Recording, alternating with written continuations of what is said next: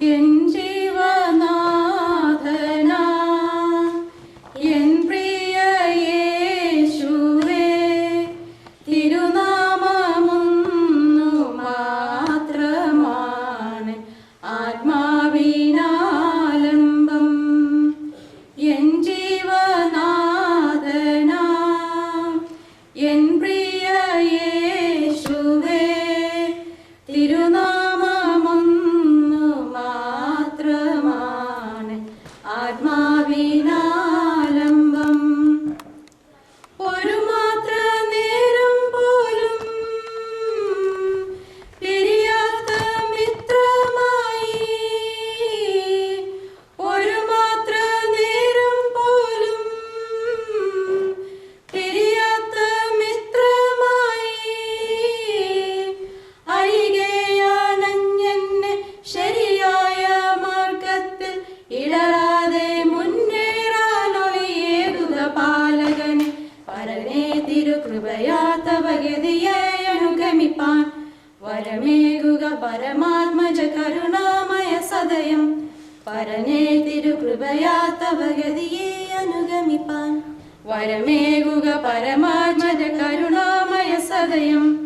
N ജീവനാഥനാ N പ്രിയ യേശുവേ, തിരുനാമമൊന്നു മാത്രമാണ് ആത്മാവിനാലംബം. വചനത്തിനാഴങ്ങളിൽ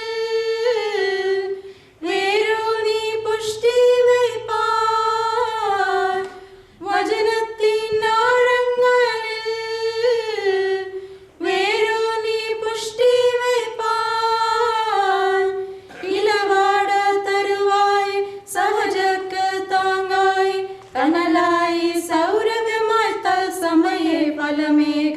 പരനെ തിരുകരത്താലെന്നെ വെടിപ്പാച്ചെത്തിയൊരുക്കി ദിനവും തവ ഹിതം പോലമ ഫലത്താലെന്നെ നിറയ്ക്കാൻ.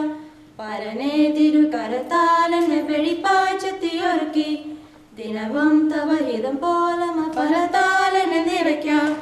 എൻ ജീവനാഥനാ എൻ പ്രിയ യേശുവേ, തിരുനാമമൊന്നു മാത്രമാണ് ആത്മാവിനാലംബം.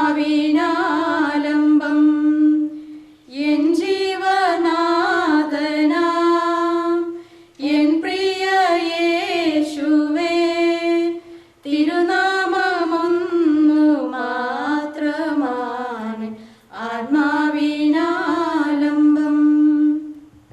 കർത്താവിൽ അനുഗ്രഹിക്കപ്പെട്ടവരെ,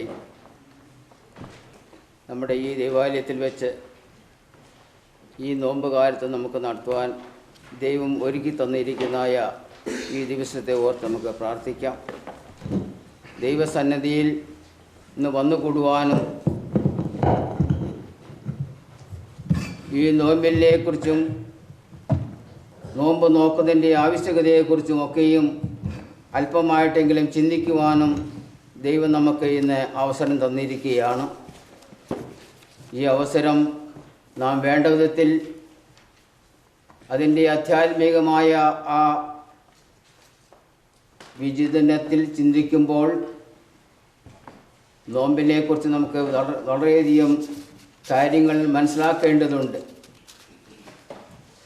നോമ്പിനെക്കുറിച്ച് പിതാക്കന്മാർ പലയിടത്തും പല സ്ഥലങ്ങളിലും പറയുന്നതായ പല ഭാഗങ്ങളെക്കുറിച്ചും ഇവിടെ വിവരിക്കാൻ സമയമില്ല. എങ്കിൽ തന്നെയും വിശുദ്ധ കന്യാമറിയാമിൻ്റെ നിന്നും ശരീരമെടുത്ത് മനുഷ്യനായി തീർന്ന് പാപികളായ നമ്മുടെ ഇടയിൽ വസിക്കുകയും പരിശുദ്ധ നോമ്പിനെ തോറ്റുപോകാത്ത ആയുധമായി നമുക്ക് അവൻ നൽകി.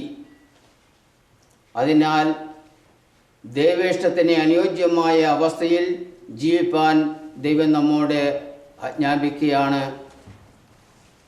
ആ ദൈവത്തിൻ്റെ കൽപ്പനയെ ഉൾക്കൊണ്ടുകൊണ്ട് ഈ പരിശുദ്ധമായ ഈ നോമ്പിൽ അതിനെ സ്വാഗതം ചെയ്യുന്നതോടൊപ്പം നമ്മുടെ കർത്താവിൻ്റെ കഷ്ടാനുഭവ ദിനങ്ങൾ അടുത്തു വരുന്നതായ ഈ ദിവസങ്ങളൊക്കെയും കർത്താവിൻ്റെ രക്ഷാകരമായ പ്രവർത്തനങ്ങളിൽ കൂടി മനുഷ്യവർഗത്തെ രക്ഷിപ്പാൻ വേണ്ടി സ്വർഗം ചായ്ച്ചിറങ്ങിയവനായ നല്ലവനിൽ നല്ലവനായ ദൈവത്തിൻ്റെ പുത്രനായ യേശുക്രിസ്തുവിൻ്റെ ആ ക്രൂസ് ആരോഹണം മനുഷ്യവർഗത്തിന് രക്ഷയുണ്ടാക്കി തന്നു എന്നുള്ളത് നമ്മൾ മനസ്സിലാക്കേണ്ടത് ആവശ്യമാണ്.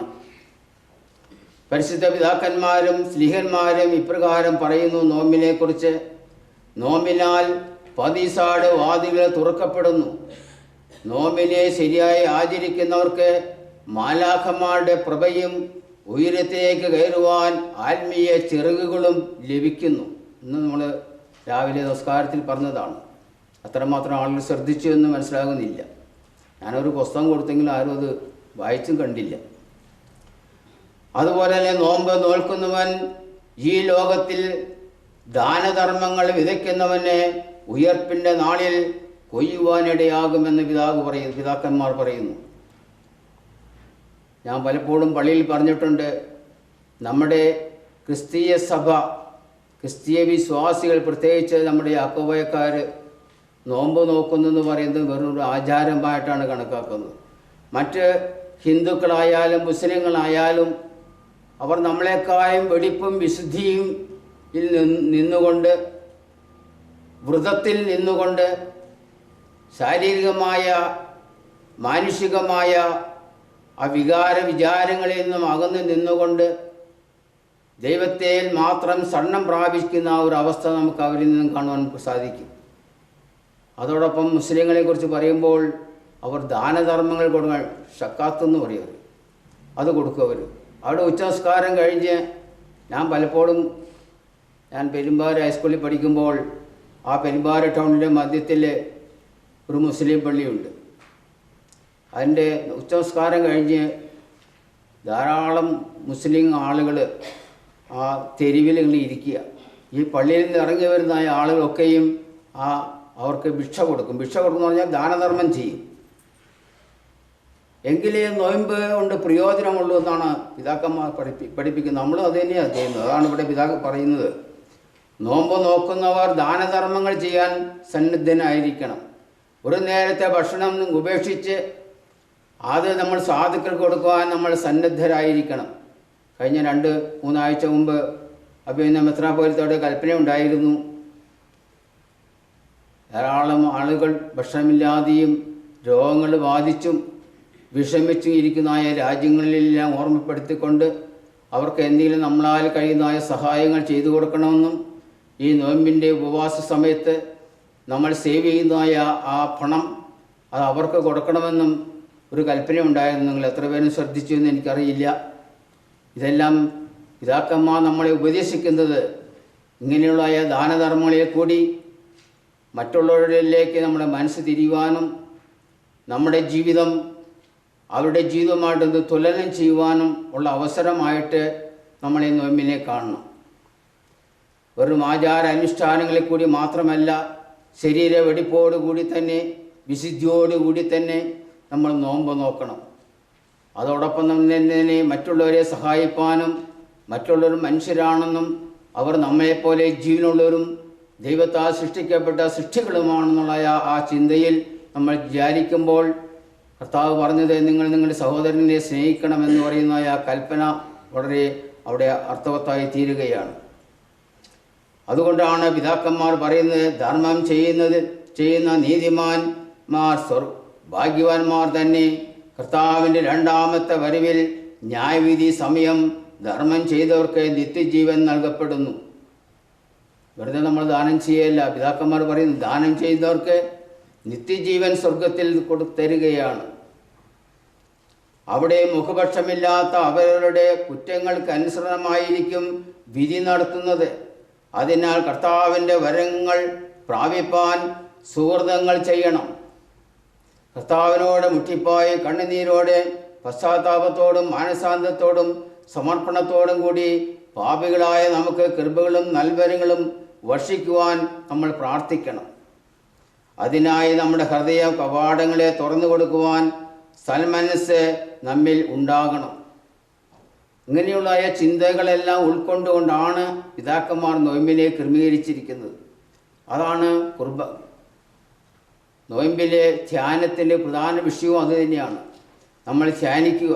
ആ ധ്യാനത്തോടു കൂടി തന്നെ നമ്മൾ ജീവിതത്തിൻ്റെ മറ്റു വശങ്ങളെക്കുറിച്ച് ചിന്തിക്കുവാനും ആ ചിന്തയിൽ നിന്നും ഉടലെടുക്കുന്നതായ നല്ല കാര്യങ്ങളെ ദൈവസന്നിധിയിൽ സമർപ്പിച്ചുകൊണ്ട് നമുക്ക് ജീവിക്കുവാനും ദൈവം തരുന്ന അവസരങ്ങളെ വേണ്ട വിധത്തിൽ വിനിയോഗിക്കുവാൻ നമുക്ക് സാധിക്കണം. ഇവിടെ മാനസാന്തരത്തിനെ കുറിച്ച് നമ്മൾ പറയുമ്പോൾ, ഒരുവൻ ക്രിസ്തുവിലായാൽ അവൻ പുതിയ സൃഷ്ടിയാകുന്നു, പഴയത് കഴിഞ്ഞുപോയി, ഇതാ അവൻ പുതിയതായി തീർന്നിരിക്കുന്നു. നമ്മുടെ ജീവിതത്തിൽ ഒരു മാറ്റം വരണം.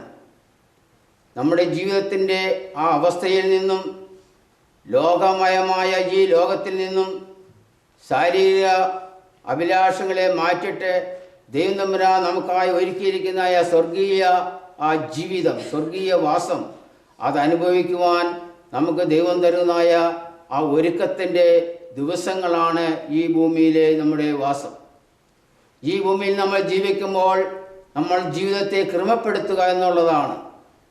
ജീവിതത്തെ ശുദ്ധീകരിച്ചുകൊണ്ട് നമ്മൾ ജീവിതത്തിൽ നിന്നും കർത്താവ് നൽകിയിരിക്കുന്ന കൽപ്പനകളിൽ നിന്നും അത് ഉൾക്കൊണ്ടുകൊണ്ട് ആ ജീവിതത്തിൻ്റെ വചനത്തിന് അനുസരണമായി നമ്മൾ ജീവിപ്പാൻ ദൈവം ആഗ്രഹിക്കുന്നു.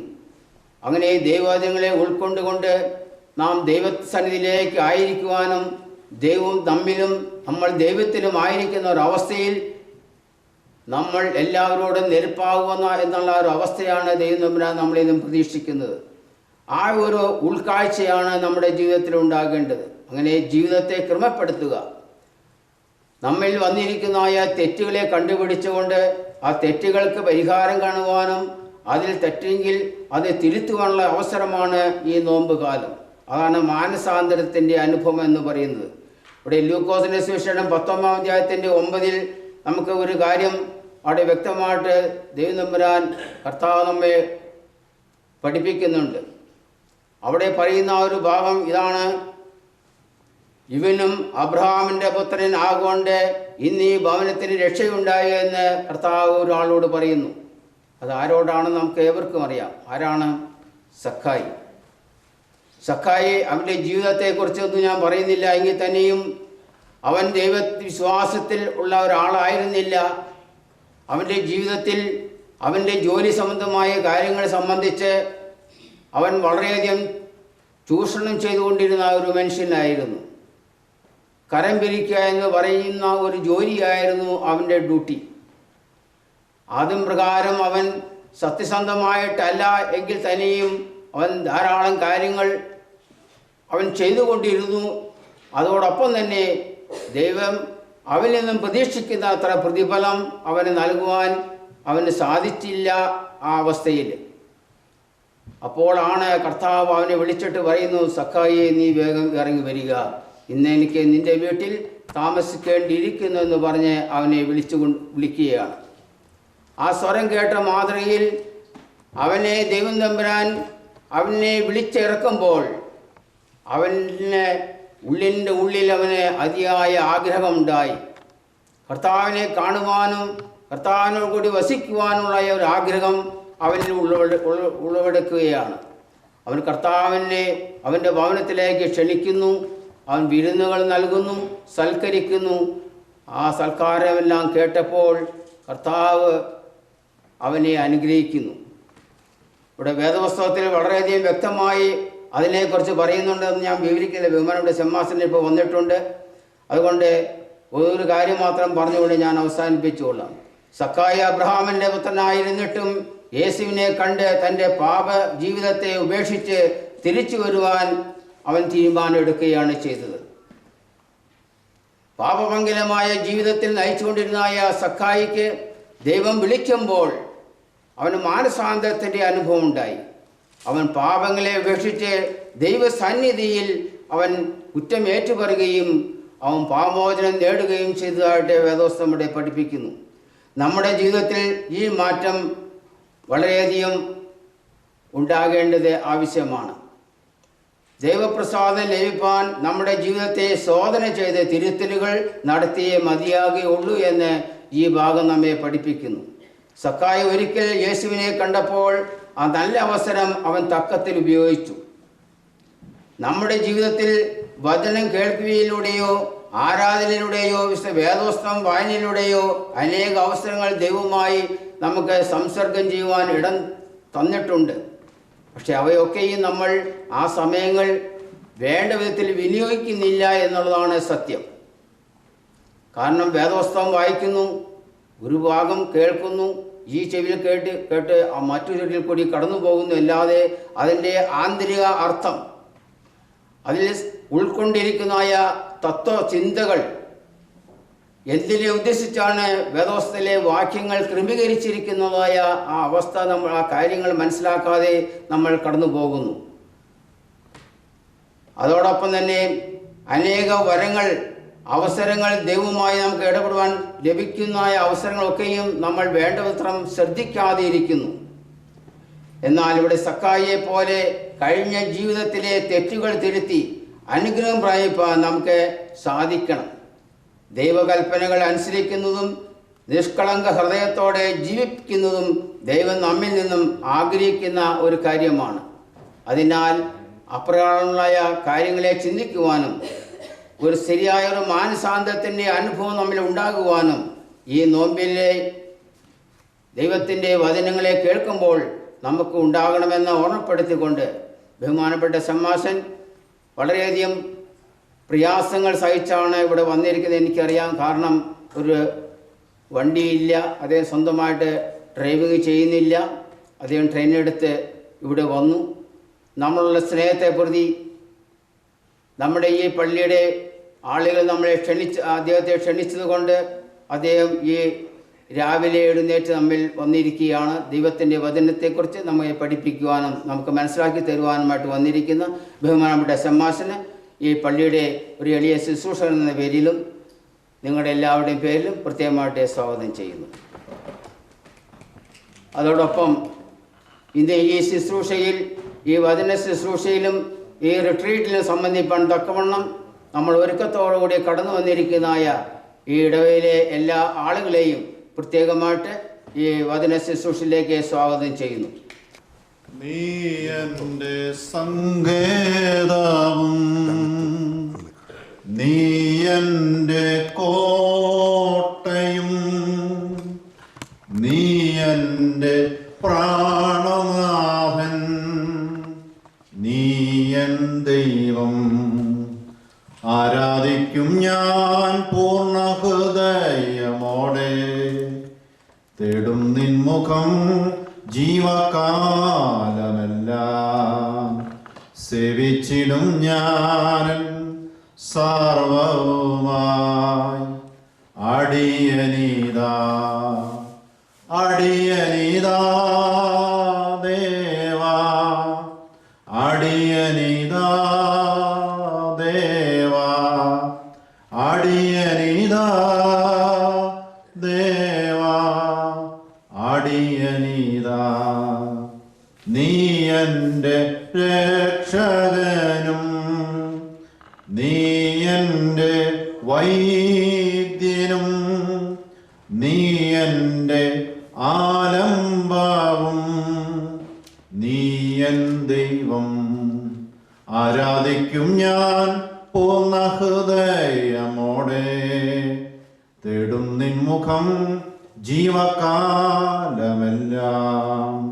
സേവിച്ചിടും ഞാൻ സർവവുമായി. അടിയനീതാ അടിയനീതാ ദേവാ, അടിയനീതാ ദേവാ, അടിയനീതാ ദേവാ, അടിയനീതാ. ദൈവ തിരുനാമത്തിന് മഹത്വമുണ്ടായിരിക്കട്ടെ. വളരെ ബഹുമാനപ്പെട്ട കോർപ്പിസ്കോപ്പ അച്ഛനും സന്നിഹിതരായിരിക്കുന്ന നിങ്ങൾക്കെല്ലാവർക്കും നമ്മുടെ കർത്താവായ യേശുക്രിസ്തുവിൻ്റെ നാമത്തിൽ സ്നേഹവന്ദനത്തെ അറിയിക്കുന്നു. നമ്മുടെ ഒരുമിച്ചുള്ള ചിന്തയ്ക്ക് വേണ്ടി 95-ാം സങ്കീർത്തനം, സാം 95, 95-ാം സങ്കീർത്തനം, അതിൻ്റെ 8-ാമത്തെ വാക്യം 11-ാമത്തെ വാക്യം. Sam 95 verses 8 and 11.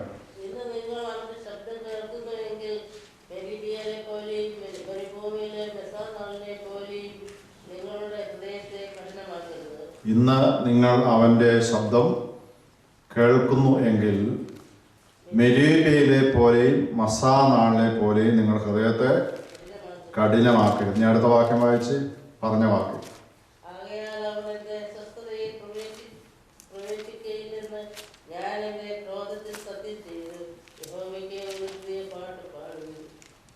തൊണ്ണൂറ്റിയഞ്ചാം സങ്കീർത്തനം 8-ാമത്തെ വാക്യവും 11-ാമത്തെ വാക്യവുമാണ് വായിച്ച് കേട്ടത്.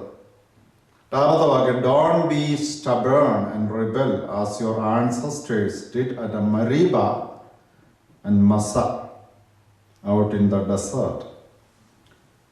In his anger, God told them, you people will never enter my place of rest. 95-ാം സങ്കീർത്തനത്തിൽ പറഞ്ഞത്, ഇന്ന് നിങ്ങൾ എൻ്റെ ശബ്ദം.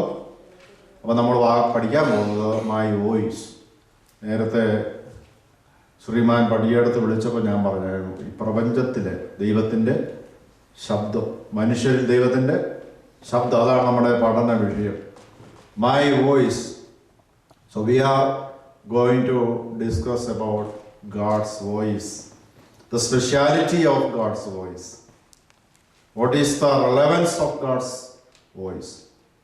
അതാണ് നമ്മൾ പഠിക്കാൻ പോകുന്നത്. ഇന്ന് നിങ്ങൾ എൻ്റെ ശബ്ദം കേൾക്കുന്നെങ്കിൽ നിങ്ങൾ മത്സരിക്കരുത്, അല്ലേ? എങ്ങനെയല്ലേ പറഞ്ഞു? നിങ്ങൾ മത്സരിക്കരുത്. എന്താണ് മത്സരിച്ചവർക്ക് സംഭവിച്ചത്? അവർ എൻ്റെ സ്വസ്ഥതയിൽ പ്രവേശിക്കില്ലെന്ന് ഞാൻ എൻ്റെ ക്രോധത്തിൽ സത്യം ചെയ്തു. ഇതിൻ്റെ ബാക്ക്ഗ്രൗണ്ട് പഠിപ്പിക്കാനുള്ള നേരം എനിക്കില്ല. ഇതിൻ്റെ ബാക്ക്ഗ്രൗണ്ട് അറിയാൻ വേണ്ടി പുറപ്പാട് പുസ്തകം 12-ാം അധ്യായം, എക്സോഡസ് ചാപ്റ്റർ 12, സംഖ്യാപുസ്തകം 20, നമ്പേഴ്സ് 20, ഈ 2 പുസ്തകങ്ങൾ വളരെ പ്രധാനപ്പെട്ടതാണ്.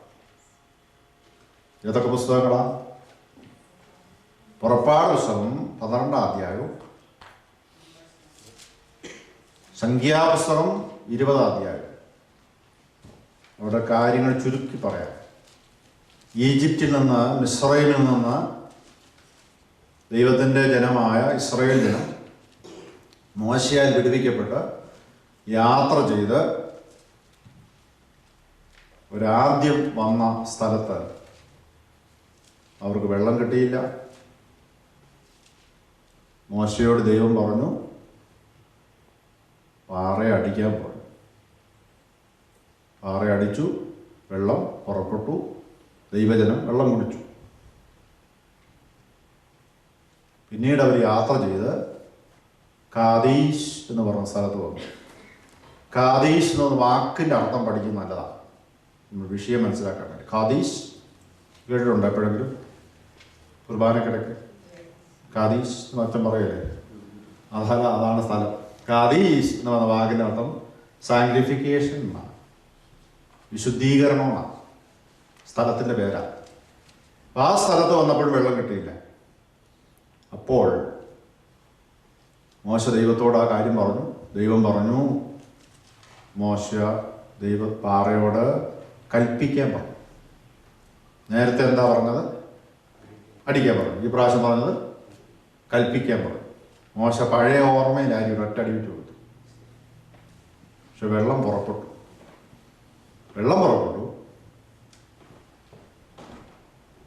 അതൊരു ഗുരുതരമായ തെറ്റാണ്, അല്ലേ? ചെയ്യാൻ പറഞ്ഞ കാര്യമല്ലല്ലോ ചെയ്തേ. അതൊരു ഗുരുതരമായ തെറ്റാണ്. പക്ഷെ അതല്ലായിരുന്നു അവർ ചെയ്ത തെറ്റ്. ഞാൻ പറഞ്ഞ ഭാഗം ഇപ്പോൾ വായിച്ചുകൊണ്ടിരിക്കരുത്. നിങ്ങളത് വീട്ടിൽ പോയിട്ട് ഹോംവർക്കായിട്ട് വായിച്ചാൽ മതി.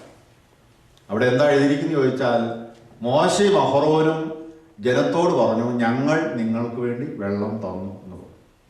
അവരാണ് വെള്ളം കൊടുത്തത്? ദൈവമാണ്. ദൈവത്തിന് മഹത്വം കൊടുത്തില്ല. സ്ഥലത്തിന്റെ പേരെന്താ?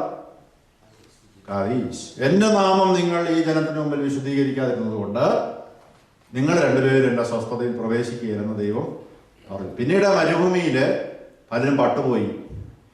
അന്ന് ദൈവം പ്രസ്താവിക്കുമ്പോൾ 20 വയസ്സിന് താഴെയുള്ള ആളുകളും യോശുവയും കാലേബും മാത്രമേ കനാൻ നാട്ടിലെത്തത്തുള്ളൂ. അവരനേകരും മരുഭൂമിയിൽ പട്ടുപോയി.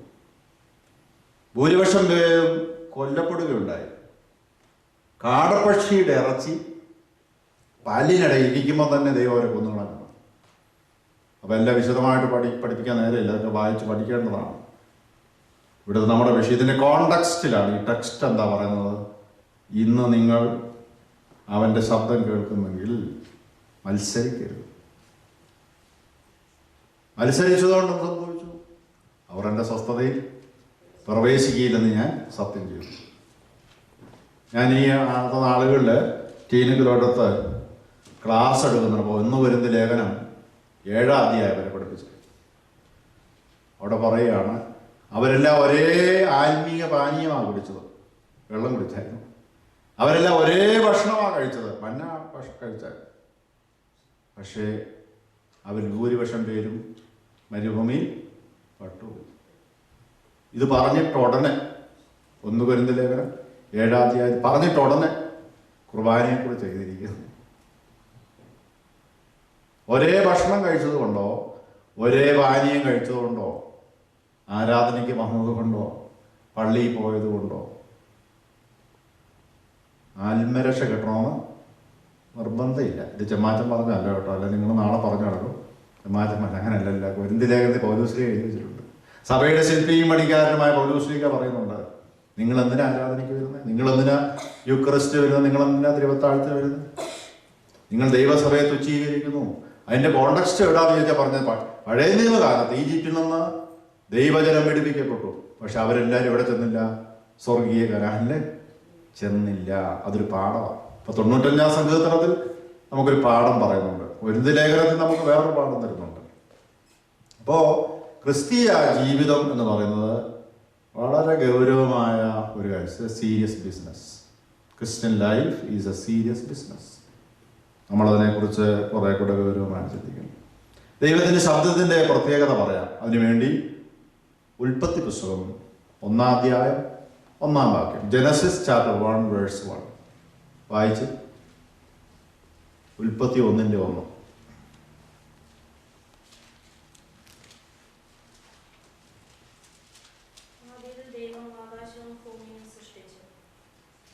ആദിയിൽ ദൈവം ആകാശവും ഭൂമി സൃഷ്ടിച്ചു.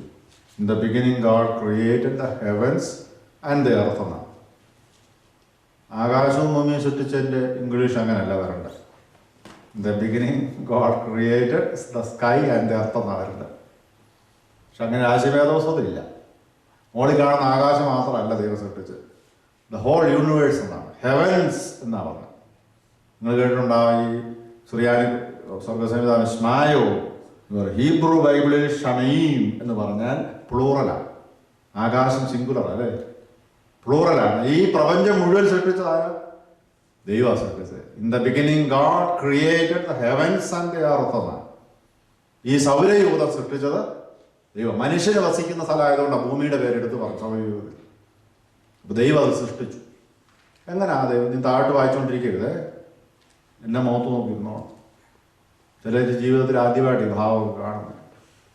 അത് നിങ്ങളുടെ മാത്രം കുഴപ്പമല്ല കേട്ടോ. കഴിഞ്ഞ അവധിക്ക് ഞാൻ ഷാർജയിൽ പ്രസംഗിക്കാൻ പോയി. അവിടെ നിന്ന് ആളുകൾ വായിച്ചുകൊണ്ടിരിക്കുക അവർ. അപ്പം ദൈവം ആകാശഭൂമി പക്ഷെ എങ്ങനെയാ സൃഷ്ടിച്ചെന്ന് അവിടെ എഴുതിയിട്ടില്ല. നമ്മുടെ ഒരു അറിവെന്താ? ദൈവം ഒരു വാക്ക് പറഞ്ഞപ്പോൾ എല്ലാം സൃഷ്ടിച്ചെന്നല്ലേ, അല്ലേ? ഇങ്ങനെ തന്നെ സൃഷ്ടിച്ചത്. പക്ഷെ അവിടെ എഴുതിയിട്ടില്ലല്ലേ, ദൈവം സൃഷ്ടിച്ചെന്ന് മാത്രമേ എഴുതിയിട്ടുള്ളൂ. ഇനി 3-ാമത്തെ വാക്യം ഒന്ന് വായിക്കാമോ? 3-ാമത്തെ വാക്യം, ജനസിസ് ചാപ്റ്റർ 1 വേഴ്സ് 3. അപ്പൊ നമുക്ക് ഊഹിക്കാം, ഉണ്ടാകട്ടെ, ലെറ്റ് ദെയർ ബി ലൈറ്റ് എന്ന് ദൈവം പറഞ്ഞു. അപ്പോ വെളിച്ചമുണ്ടാകും. അങ്ങനെയാണെങ്കിൽ ദൈവം എല്ലാം സൃഷ്ടിച്ചത് എങ്ങനെയാ? ഒരു വാക്ക് പറഞ്ഞ ദൈവം. അതെ, ദൈവം ഒരു വാക്ക് പറഞ്ഞപ്പോൾ എല്ലാം സൃഷ്ടിക്കപ്പെട്ടു. ഇനി 2-ാം വാക്യം വായിക്കോ. 2-ാം വാക്യം,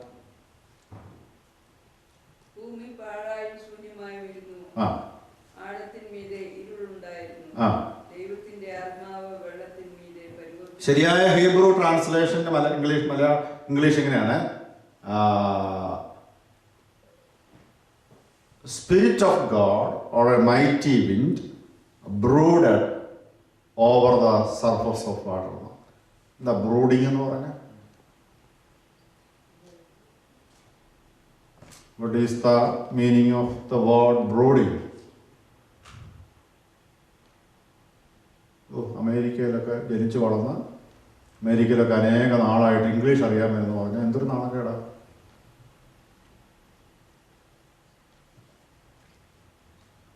എന്താ ബ്രൂഡിങ് എന്ന് പറഞ്ഞാൽ?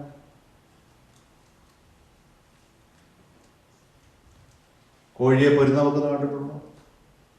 കണ്ടിട്ടില്ലല്ലോ അല്ലേ? അമേരിക്കയിലായതുകൊണ്ട് കോഴി അടയിരിക്കുന്നൊന്നും കണ്ടിട്ടില്ലായിരിക്കും. കോഴിയെ മുട്ടയുടെ മുകളിലോട്ട് ഇരുത്തും. കോഴി അങ്ങനെ ഇരിക്കും അവിടെ.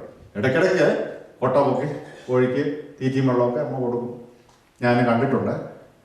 21 ദിവസം ഏകദേശം ആകുമ്പോൾ മുട്ട പിരിഞ്ഞ് കോഴിക്കുഞ്ഞ് പുറത്തു വരും. ആ ചടങ്ങിൻ്റെ പേരാണ് ബ്രൂഡിങ്. തനി മലയാളത്തിൽ പറഞ്ഞാൽ പൊരുന്നയിരിക്കുക എന്ന് പറയും. ഇതൊക്കെ ഞാൻ ഇതിൻ്റെ ഡീറ്റെയിൽ ആയിട്ട് പറയുന്നറിയാവോ? നമ്മുടെ കുർബാന വരുമ്പോൾ ബഹുമാനപ്പെട്ട ശുശ്രൂഷക്കാരൻ കാറോസൂസ എന്ന് പറയും. അദ്ദേഹം പറയും, സ്വർഗീയ മഹോന്നതങ്ങളെന്ന് പരിശുദ്ധ റൂഹ പൊരുന്നി ആവസിക്കുന്ന ഈ സമയം ഭക്തി നിർഭരാണ് എത്ര എന്ന് പറയാറുണ്ട് അല്ലേ? അപ്പൊ അവിടെ വാക്കെന്നെ എഴുതിയിരിക്കുന്നത് പൊരുന്നി ആവസിക്കുക. അത് എവിടെ നിന്ന് എടുത്താന്നറിയാവോ? ഉൽപ്പത്തി പുസ്തകം 1-ാം അധ്യായം 2-ാം വാക്യത്തിൽ കിട്ടിയെന്ന് പറഞ്ഞു. ചുമ്മാ അവർ പിതാക്കന്മാരെ എഴുതി ഉണ്ടാക്കിയൊന്നുമല്ല. അവരെല്ലാം വേദവസമൊക്കെ ആധികാരികമായിട്ട് പഠിച്ചിട്ട് എഴുതി ഉണ്ടാക്കുക. അപ്പോൾ രൂപരഹിതമായിരുന്ന പ്രപഞ്ചത്തിൻ്റെ മേൽ ദൈവത്തിൻ്റെ ആത്മാവ് വന്ന് പൊരുന്നി ഇരുന്ന് മനോഹരമായ ഈ പ്രപഞ്ചം ഉണ്ടായി. 1-ാം വാക്യത്തിൽ ദൈവം ആകാശം ഭൂമി സൃഷ്ടിച്ചു. 3-ാം വാക്യത്തിൽ ദൈവം പറഞ്ഞു വെളിച്ചം ഉണ്ടാകട്ടെന്ന് പറഞ്ഞു. ഇതിനിടയ്ക്ക് 2-ാമത്തെ വാക്യത്തിൽ ദൈവത്തിൻ്റെ ആത്മാവ് വെള്ളത്തിനെതിരെ പരിവർത്തിച്ചു കൊടുത്തു. അപ്പോൾ ദൈവത്തിൻ്റെ ആത്മാവില്ലെങ്കിൽ ഒന്നും പെർഫെക്ഷൻ എത്തത്തില്ല. So spirit of God is the spirit of perfection. ബഹുമാനപ്പെട്ട അച്ഛൻ്റെ കയ്യിലിരിക്കുന്ന ഈ അപ്പവീഞ്ഞുകൾ അത് തിരുശരീര രക്തങ്ങളായിട്ട് രൂപാന്തരപ്പെടണമെങ്കിൽ ആരിറങ്ങി വരണം? പരിശുദ്ധാത്മാവ് ഇറങ്ങി വരണം. അച്ഛൻ രഹസ്യ പ്രാർത്ഥന ചൊല്ലും. ശുശ്രൂഷക്കാരൻ പരസ്യമായിട്ട് വിളിച്ചു പറയും. അച്ഛൻ അപ്പവീഞ്ഞുകളുടെ മേൽ കൈ ആവസിപ്പിക്കും സിംബോളിക്കായിട്ട്. അപ്പോൾ പരിശുദ്ധാത്മാവ് ഇറങ്ങി വരും എന്നാണ് നമ്മുടെ വിശ്വാസവും പ്രത്യാശയും. ഇനിയും ഈ കാസായും ബീരാസായി ഉയർത്തു വരും. കാസായും ബീരാസ ഉയർത്ത് എലിവേഷൻ ഓഫ് ദ എലിമെന്റ്സ് എന്ന് പറയും. അതങ്ങനെ ഉയർത്തുന്ന അവസരത്തിൽ നമ്മൾ വളരെ ഭയഭക്തി ബഹുമാനത്തോടു കൂടിയൊക്കെ നിൽക്കും. പലർക്കും ഇതൊന്നും സംഗതി ഇതിനായിട്ട് പിടികിട്ടിട്ടില്ല. എന്നാലും അതിങ്ങനെ അപ്പവീഞ്ഞുകൾ ഇങ്ങനെ ഉയർത്തുവാണ്. എലിവേഷനാണ്. ഉയർത്തുക എന്ന് പറഞ്ഞാൽ കർത്താവ് സ്വർഗാരോപണം ചെയ്തതിനെ കാണിക്കാൻ വേണ്ടി കൂടെ അങ്ങനെ അങ്ങനെ ഉയർത്തുമ്പോൾ 2 ശുശ്രൂഷക്കാർ 2 വശത്തും വന്ന് എഴുതിനും പിടിച്ച് നിൽക്കും. മറുവസായ മണിയെല്ലാം കിളിക്കുകയല്ലേ. അപ്പോൾ കർത്താവ് സ്വർഗീയ മഹാനതങ്ങളിലേക്ക് പോകുന്നതിനെ കൂടെ കാണിക്കുന്നത്. അപ്പോൾ ഇങ്ങനെ ഉയർത്തുന്ന അവസരത്തിൽ നമ്മുടെ അച്ഛനൊരു കാര്യം പറയും. തൻ്റെ മനോഗുണത്താൽ ലോകത്തെ സൃഷ്ടിച്ച പിതാവ് നമ്മോടുകൂടെ പൂജനീയമായ തൻ്റെ കഷ്ടാനുഭവത്താൽ ലോകത്തെ വീണ്ടെടുത്ത പുത്രൻ. എനിക്ക് 3-ാമത്തെ സെന്റൻസ് ഇപ്പം വേണ്ടത് എന്താണ്? ഉണ്ടായതും ഉണ്ടാകുവാനിരിക്കുന്നതുമായ സകലത്തെ പൂർണ്ണമാക്കുന്ന പരിശുദ്ധാത്മാവ് നമ്മോട് കൂടെ. അപ്പോൾ ഉണ്ടായതും ഉണ്ടാകുവാനിരിക്കുന്നതുമായ എന്തൊക്കെ ഉണ്ടായിട്ടുണ്ടോ അതിനെ പെർഫെക്ഷനിലേക്ക് കൊണ്ടുപോയത് പരിശുദ്ധാത്മാവാണ്. ഇനി ഉണ്ടാകാൻ പോകുന്നതിനും പെർഫെക്ഷൻ കൊണ്ടുപോകുന്ന ആരാ? ഇപ്പൊ പരിശുദ്ധാത്മല്ലാതെ ഒരു കാര്യവും നടക്കത്തില്ല. അപ്പം വചനത്താലാണ് എല്ലാം സൃഷ്ടിച്ചെന്നാണ് അല്ലേ? ഇന്ന് കാണുന്ന എല്ലാം ദൈവം സൃഷ്ടിച്ചതാണ് കേട്ടോ. പക്ഷെ ഇവിടെ ഈ ശാസ്ത്രത്തിന് വലിയ വില കൊടുക്കുന്ന രാജ്യം അമേരിക്ക. ശാസ്ത്രം ഓരോ കാര്യം കണ്ടുപിടിക്കുകയല്ലേ. ഇല്ലായ്മയിൽ നിന്ന് എന്തെങ്കിലും ശാസ്ത്രം കണ്ടുപിടിച്ചിട്ടുണ്ടോ? ദൈവം സൃഷ്ടിച്ചെങ്ങനെയായിരുന്നു? എക്സ് നിഖിലോ എന്ന് പറയും, ഔട്ട് ഓഫ് നത്തിങ്.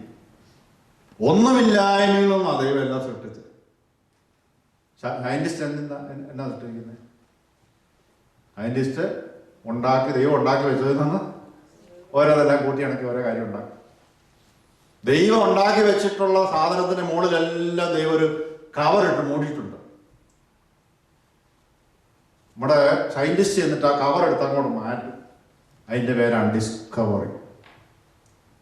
കവറെടുത്ത് ഇങ്ങോട്ട് മാറ്റും. അതിനാണ് എന്നെ പറഞ്ഞത് ഡിസ്കവറി എന്നാണ്. അല്ല വലിയ അത്ഭുതമൊന്നുമില്ല ഇതിനകത്ത്. ദൈവം എന്നെ ഓൾറെഡി സൃഷ്ടിച്ച് വെച്ചിരിക്കുക. എല്ലാം ദൈവം സൃഷ്ടിച്ച. ഇത്രയും മനോഹരമായിട്ട് ഒരു ചാൻസിലൊന്നും ഒന്നും ഉണ്ടായി വരത്തില്ല. അപ്പോൾ വചനത്തല സൃഷ്ടിച്ചല്ലേ, ഇനി മനുഷ്യനെ സൃഷ്ടിച്ച അഡീഷണൽ വചനം വേണം. നമുക്ക് നോക്കാം. നമ്മുടെ വിഷയം ദൈവവചനാണല്ലോ. ഉൽപ്പത്തി പുസ്തകം 1-ാം അധ്യായം 26-ാം വാക്യം വായിക്കൂ. Genesis chapter 1 verse 26.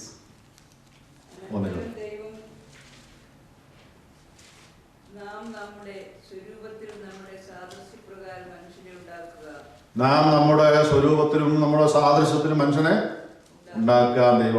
ദൈവം പറഞ്ഞില്ലേ? നിങ്ങൾ ആ വാക്ക് ശ്രദ്ധിച്ച് ഒന്നുകൂടെ വായിച്ച് എല്ലാവരും കേൾക്കട്ടെ. അനന്തരം ദൈവം നാം നമ്മുടെ സ്വരൂപത്തിൽ നമ്മുടെ സാദൃശ്യപ്രകാരം മനുഷ്യനെ ഉണ്ടാക്കുക. ഞാൻ ഇംഗ്ലീഷ് വായിക്കുന്നത് കേട്ടോണേ. God said, now we will make humans and they will be like us. Like me എന്ന് ദൈവം പറഞ്ഞില്ല. We will let them rule the fish, the birds and all the living creatures. അടുത്ത വാക്ക്, so God created humans to be like himself. ദൈവം പറഞ്ഞ വാക്ക് പ്ലൂറലാണ്. എന്താ ദൈവം പറഞ്ഞത്? നമ്മുടെ സാദൃശ്യത്തിലും നമ്മുടെ സ്വരൂപത്തിലും മനുഷ്യനെ, നിങ്ങൾ ശ്രദ്ധിച്ച് കേട്ടോണേ, എൻ്റെ സാദൃശ്യത്തിലും എൻ്റെ സ്വരൂപത്തിലും ഞാൻ മനുഷ്യനെ സൃഷ്ടിക്കാൻ പോകാൻ ദൈവം പറഞ്ഞിട്ടില്ല. ബൈബിൾ എഴുതിയിട്ടില്ല. ബൈബിൾ എഴുതിയിരിക്കുന്നത് നമ്മുടെ സാദൃശ്യത്തിലും നമ്മുടെ സ്വരൂപത്തിലും മനുഷ്യനെ സൃഷ്ടിക്കാം. അനന്തരം അടുത്ത വാക്ക്, അനന്തരം ദൈവം തൻ്റെ സാദൃശ്യത്തിൽ മനുഷ്യനെ സൃഷ്ടിച്ചു. അത് പ്ലൂറലായി. രണ്ട് തരത്തില് നാം നമ്മുടെ എന്നുള്ള വാക്ക് രണ്ട് രീതി മലയാളത്തിൽ ഉപയോഗിക്കും. ഇംഗ്ലീഷ് ഒരർത്ഥമേ ഉള്ളൂ.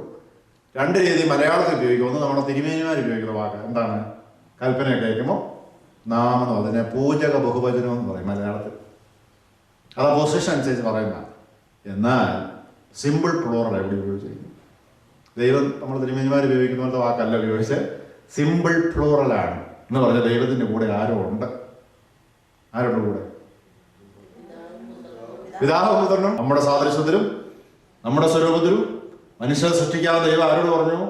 മാലാഖമാരോട് പറഞ്ഞെന്ന് അവർ പറഞ്ഞു. അതിനുള്ള കുഴപ്പം എന്നാന്ന് ചോദിച്ചാൽ നമുക്കപ്പോൾ ദൈവത്തിൻ്റെ സാദൃശ്യം മാത്രമല്ല ഉള്ളത്, മാലാഖമാരുടെ സാദൃശ്യം കൂടെ വരും. അങ്ങനെയാണ് ഞാൻ എൻ്റെ കൂട്ടുകാരൻ അരുണ വൈറ്റ് പ്ലേസ് ഇടവക്കാരന്, അവൻ നോർവുഡിൽ താമസിക്കുക. അവനെ മിനിഞ്ഞാന്ന് വിളിച്ച് പറഞ്ഞു, നീ ബ്ലൂംഫീൽഡിൽ വന്ന് എന്നെ കൊണ്ടുപോയി യോഗേഴ്സ് പള്ളി കൊണ്ടാക്കണമെന്ന് പറഞ്ഞു. എൻ്റെ വലിയ ആവശ്യമുള്ളൂ.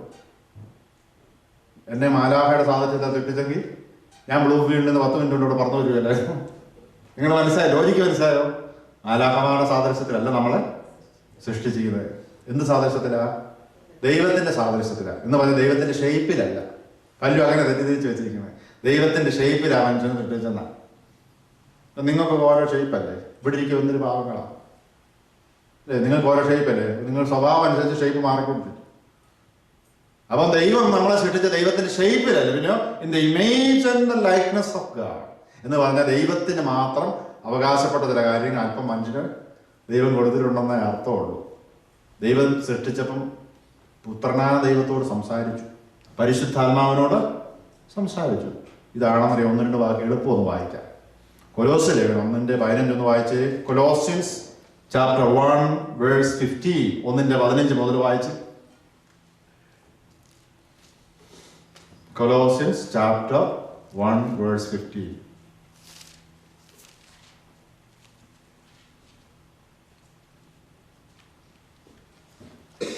അങ്ങനെ പുസ്തകം ഇല്ലേ? കൊലോസ്യൻസ് എന്നെ പ്രസംഗിക്കാൻ പിടിച്ചോളൂ, കുഴപ്പമില്ല. ഞാനിങ്ങനെ ഒത്തിരി ബാക്കിയൊക്കെ പറയും. അപ്പം നിങ്ങൾ സംഗതി കുഴയും ആപ്പാട്. ഞാൻ ഇൻഡെക്സ് എടുത്ത് വായിച്ചു നോക്കിയാലും കണ്ടുപിടിക്കാം. ആദ്യത്തെ പേജിൽ ഇൻഡെക്സ് ഉണ്ട്, അതെടുത്ത് വായിച്ചു നോക്കിയാലും കുഴപ്പമില്ല. കൊലോസ്യർ 1:15. അവൻ അദർശനായ ദൈവത്തിന്റെ പ്രതിമയും. അദർശനായ ആരുടെ കാര്യം? യേശുക്രിസ്തുവിന്റെ കാര്യം. Jesus is the image of invisible God. വായിച്ച്. അവൻ അദർശനായ ദൈവത്തിന്റെ പ്രതിമയും സർവസൃഷ്ടിക്കും ആദ്യജാതനുമാകുന്നു. വായിച്ചു, താഴോട്ട് വായിച്ചു. സ്വർഗത്തിലുള്ളതും ഭൂമിയിലുള്ളതും ദൃശ്യമായതും അദൃശ്യമായതും സിംഹാസനങ്ങളാകട്ടെ, കർത്തൃത്വങ്ങളാകട്ടെ, വാഴ്ചകളാകട്ടെ, അധികാരങ്ങളാകട്ടെ, സകലവും അവൻ മുഖാന്തരം സൃഷ്ടിക്കപ്പെട്ടു. അപ്പൊ ആരിലൂടെ സൃഷ്ടിക്കപ്പെട്ടെ? നിങ്ങൾ പറയണ മറുപടി. അവൻ മുഖാന്തരം സൃഷ്ടിച്ചെന്നാൽ എന്റെ അർത്ഥം എന്നാണ്? God created all things through Jesus Christ. ദൈവം സൃഷ്ടിച്ചു. ആരിലൂടെ? പുത്രനിലൂടെയാണ് സൃഷ്ടിച്ചത്. ഇനി അനേക വാക്യങ്ങളുണ്ട്, അല്ലാണ്ട് പറയാൻ വീട്ടിൽ പോക്കുണ്ടാവുകയില്ല. ഇനി നമുക്ക് പരിശുദ്ധാത്മാവുണ്ടെന്ന് നോക്കാം. അതിനുവേണ്ടി നമുക്ക് ഇയ്യോബിന്റെ പുസ്തകം എടുക്കാം. അത് എളുപ്പം മറിക്കാം കേട്ടോ. സങ്കീർത്തനത്തിൽ പുറകോട്ട് മറിച്ചാൽ മതി. ഇയ്യോബിന്റെ പുസ്തകം 33 അധ്യായം 4 വാക്യം. ഇയ്യോബിന്റെ പുസ്തകം 33:4 വായിച്ച്. ദൈവത്തിന്റെ ആത്മാവ് എന്നെ സൃഷ്ടിച്ചു, സർവശക്തന്റെ ശ്വാസം എനിക്ക് ജീവനെ തരുന്നു. Spirit of God created me എന്ന് ആര് പറഞ്ഞു? ഇയ്യോബ്. ദൈവത്തിന്റെ ആത്മാവ് എന്നെ സൃഷ്ടിച്ചെന്നാണ്. അപ്പൊ മനുഷ്യനെ സൃഷ്ടിച്ചപ്പോൾ ആരുണ്ടായിരുന്നു? ദൈവത്തിന്റെ ആത്മാവ് ഉണ്ടായിരുന്നു. മനുഷ്യനെ സൃഷ്ടിച്ചപ്പോൾ യേശുക്രിസ്തു അവിടെ ഉണ്ടായിരുന്ന വാക്യം ഞാൻ തന്നു. അപ്പം ത്രിയേക ദൈവമാണ് ആരെ സൃഷ്ടിച്ചത്? മനുഷ്യനെ സൃഷ്ടിച്ചത്. ദൈവം തന്നെയല്ല സൃഷ്ടിച്ചത്, ത്രിയേക. അപ്പൊ ദൈവം ആരോടാ സംസാരിച്ചത്? വരിക, നമുക്ക് നമ്മുടെ സാദൃശ്യത്തിലും നമ്മുടെ സ്വരൂപത്തിലും മനുഷ്യനെ സൃഷ്ടിക്കാം എന്ന് ദൈവം ആരോടാ ചോദിച്ചു പറഞ്ഞത്? പുത്രനോടും പരിശുദ്ധാത്മാവിനോടും. അപ്പൊ അങ്ങനെ മനുഷ്യനെ സൃഷ്ടിക്കും. പക്ഷെ മനുഷ്യനെ സൃഷ്ടിക്കാന്നതിനും ദൈവം സംസാരിച്ചു. അപ്പൊ ദൈവത്തിന്റെ ഒരു പ്രത്യേകത, ദൈവം ഇങ്ങനെ സംസാരിച്ചോണ്ടിരിക്കും. ദൈവത്തിന്റെ ഒരു ക്വാളിറ്റി, ഒരു ബേസിക് നേച്ചർ എന്ന് പറയും. ഞാൻ ചൊവ്വാഴ്ച ഒരു ബൈബിൾ ക്ലാസ്സിലാണ്. അപ്പം ഞങ്ങളുടെ വടവാതുകാരൻ ഒരാളുടെ വീട്ടിലാണ്. അപ്പോൾ അവിടുത്തെ മൂത്ത ആള് ഒരു കാർട്ടൂണിസ്റ്റാണ്. നിങ്ങൾ ആളെ അറിയും, ഞങ്ങളുടെ കാർട്ടൂണിസ്റ്റാണ്. പുള്ളി ഒരു കാർട്ടൂണിസ്റ്റാണ്. പുള്ളി എന്നായിരുന്നു എപ്പോഴും ഇങ്ങനെ പടം പറ്റുന്നുണ്ട്. ഞാൻ താമസിച്ച സ്ഥലത്തൊരു മലയാളി ഉണ്ട്, അവൻ കൊച്ചിക്കാരൻ. അവന് കേരള സംസ്ഥാനത്തിലെ ഏറ്റവും നല്ല തബലിസ്റ്റാണ് പറഞ്ഞത്. അവനിങ്ങനെ എവിടെ ഇരുന്നാലും ഇങ്ങനെ കൊട്ടിക്കൊണ്ടിരിക്കും. അവൻ്റെ കുഴപ്പമില്ല, അവനിങ്ങനെ തബലിസ്റ്റാണ്. അവൻ്റെ ബേസിക് നേച്ചർ ഇങ്ങനെ കൊട്ടിക്കൊണ്ടിരിക്കും. ചില ആളുകൾ മറ്റുള്ള ആളുകളെ കുറിച്ച് എപ്പോഴും ഇങ്ങനെ കുറ്റം പറഞ്ഞുകൊണ്ടിരിക്കും. അവർ ചാവുന്ന വരെയും കുറ്റം പറഞ്ഞുകൊണ്ടിരിക്കും. അത് അവരുടെ ബേസിക് നേച്ചറാണ്. ഇപ്പൊ ദൈവത്തിന്റെ ബേസിക് നേച്ചർ എന്താ? ദൈവം സംസാരിച്ചുകൊണ്ടിരിക്കും, എപ്പോഴും സംസാരിച്ചുകൊണ്ടിരിക്കും. മനുഷ്യ ദൈവം എങ്ങനെയാ? ആദ്യം ദൈവം ആകാശഭൂമി, ഇപ്പൊ ദൈവം സംസാരിച്ചു അല്ലേ? മനുഷ്യനെ സൃഷ്ടിക്കാൻ നേരം ദൈവം എന്ത് ചെയ്തു? സംസാരിച്ചു. എന്നും വെയിലാകുമ്പോ ദൈവം ഏതൻ തോട്ടത്തിൽ വരും. എന്തിനാ വന്നോണ്ടിരുന്നത്? എന്തിനാ വന്നത്? മനുഷ്യനാണ് സംസാരിക്കാൻ. അപ്പൊ ദൈവത്തിന്റെ പ്രത്യേകത എന്താ? അപ്പൊ നമ്മുടെ വോയിസ് ഓഫ് ഗോഡ്, ദൈവത്തിന്റെ ശബ്ദത്തെ കുറിച്ച് പറയാം. ദൈവം ഇങ്ങനെ സംസാരിച്ചുകൊണ്ടേയിരിക്കും.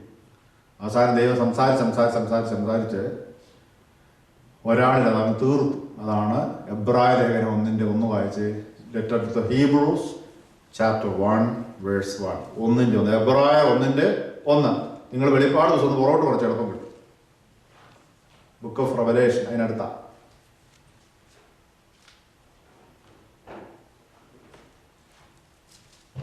വെളിപ്പാട് പുസ്തകം പുറകോട്ട് പറയും.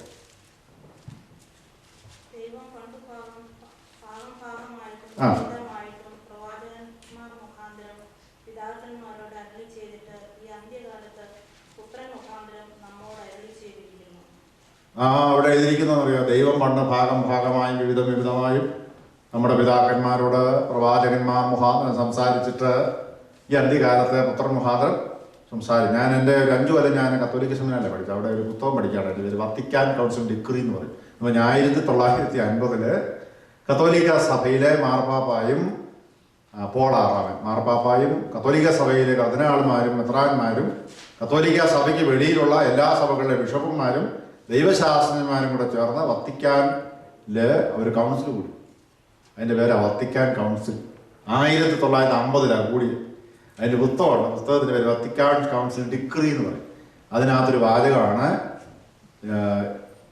അവർ പറയുന്നത്. ദൈവം പണ്ടിങ്ങനെ വിവിധ പ്രചാരങ്ങൾ ഉണ്ടാക്കിയില്ലേ. So the final and the perfect word of God is Jesus Christ himself. അവസാനത്തിനും പരിപൂർണമായിട്ടുള്ള ദൈവത്തിൻ്റെ സംസാരം എന്ന് പറയുന്നത് ആരാണ്? യേശുവാണ്. ക്രിസ്തുവിലൂടെ ദൈവം നമ്മളോട് സംസാരിച്ച് തീർന്നിരിക്കുന്നു എന്നാണ് വേദപുസ്തകം നമ്മെ ഓർപ്പിക്കുന്നത്. ഞാൻ മണറാട് പള്ളിയുടെ മുറ്റത്ത് ബസ് സ്റ്റോപ്പിൽ നിൽക്കുമ്പോൾ ഒരു 10-40 വയസ്സുള്ള ഒരു സ്ത്രീ എന്നെ കാണാൻ ഓടി വന്നിട്ട് പറഞ്ഞു, ഞാൻ ആ പടിഞ്ഞാറെ കുരിശിങ്കൽ വെച്ച് പിതാവാം ദൈവത്തെ കണ്ടെന്ന് പറഞ്ഞു. ഞാൻ നിനക്ക് തലയ്ക്ക് കാര്യമായ എന്തോ തകരാറുണ്ട്, ഏതെങ്കിലും ഡോക്ടറെ കാണുന്നുണ്ട്. അവിടെ വന്നിരിക്കും. എന്നാ കാര്യം എന്നറിയാമോ? പിതാവാം ദൈവത്തെ ആർക്കും കാണാനായിട്ട് സാധ്യമല്ല. അപ്പം ഇവിടെ കണ്ടെന്ന് പറഞ്ഞാൽ എൻ്റെ അർത്ഥം എന്താ? ഇവർക്ക് തലയുടെ തീ വെട്ടിയിരിക്കുന്ന അർത്ഥം. ദൈവത്തെ ആരും ഒരു നാളും കണ്ടിട്ടില്ലെന്ന വേദവസം ഓർപ്പിക്കുന്നത്. പിതാവിൻ്റെ മടിയിലിരിക്കുന്ന പുത്രൻ അവനെ വെളിപ്പെടുത്തിയിരിക്കുന്നു. നമുക്ക് ത്രിയേക ദൈവത്തെ വിളിക്കും. പിതാവെന്ന് പറയുമ്പോൾ നമുക്ക് ഒന്നും തെളിവായിട്ട് മുമ്പിൽ വരത്തില്ല. പരിശുദ്ധാത്മാവെന്ന് പറയുമ്പോൾ നമുക്ക് തെളിവായിട്ടൊന്നും മുമ്പിൽ വരികയില്ല. പക്ഷെ പുത്രൻ എന്ന് പറയുമ്പോൾ ഒരാളത്വമായിട്ട് നമ്മുടെ മുമ്പിൽ നമ്മോടുകൂടെ ജീവിച്ച ആളത്വമാണ്. നമുക്കൊരു ബന്ധം ക്രിസ്തു മുഖാന്തരമാണ്. നമുക്ക് പിതാവിനോടും പരിശുദ്ധാത്മാവിനോടും ബന്ധമെന്ന വേദവസവും നമ്മെ ഓർപ്പിക്കും. അപ്പോൾ ദൈവത്തിൻ്റെ ശബ്ദത്തിൻ്റെ പ്രത്യേകത എല്ലാം സൃഷ്ടിച്ചത് ദൈവം. അപ്പം ഒന്ന് നോട്ട് ചെയ്യുന്നുണ്ടോ? ആർക്കറിയാം? Creative power, word of God. ദൈവത്തിൻ്റെ വചനത്തിൻ്റെ സൃഷ്ടിപരമായിട്ടുള്ള ശക്തിയാണ് creative power of the word of God. രണ്ടാമത്തെ വിഷയത്തിലേക്ക് കടക്കണം. രണ്ടാമത്തെ വിഷയം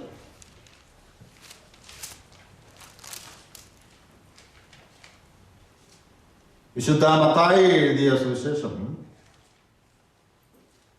21-ാം അധ്യായം 19-ാമത്തെ വാക്യം വായിക്കും. വിശുദ്ധ മത്തായി സുവിശേഷം 21-19 വായിച്ച്.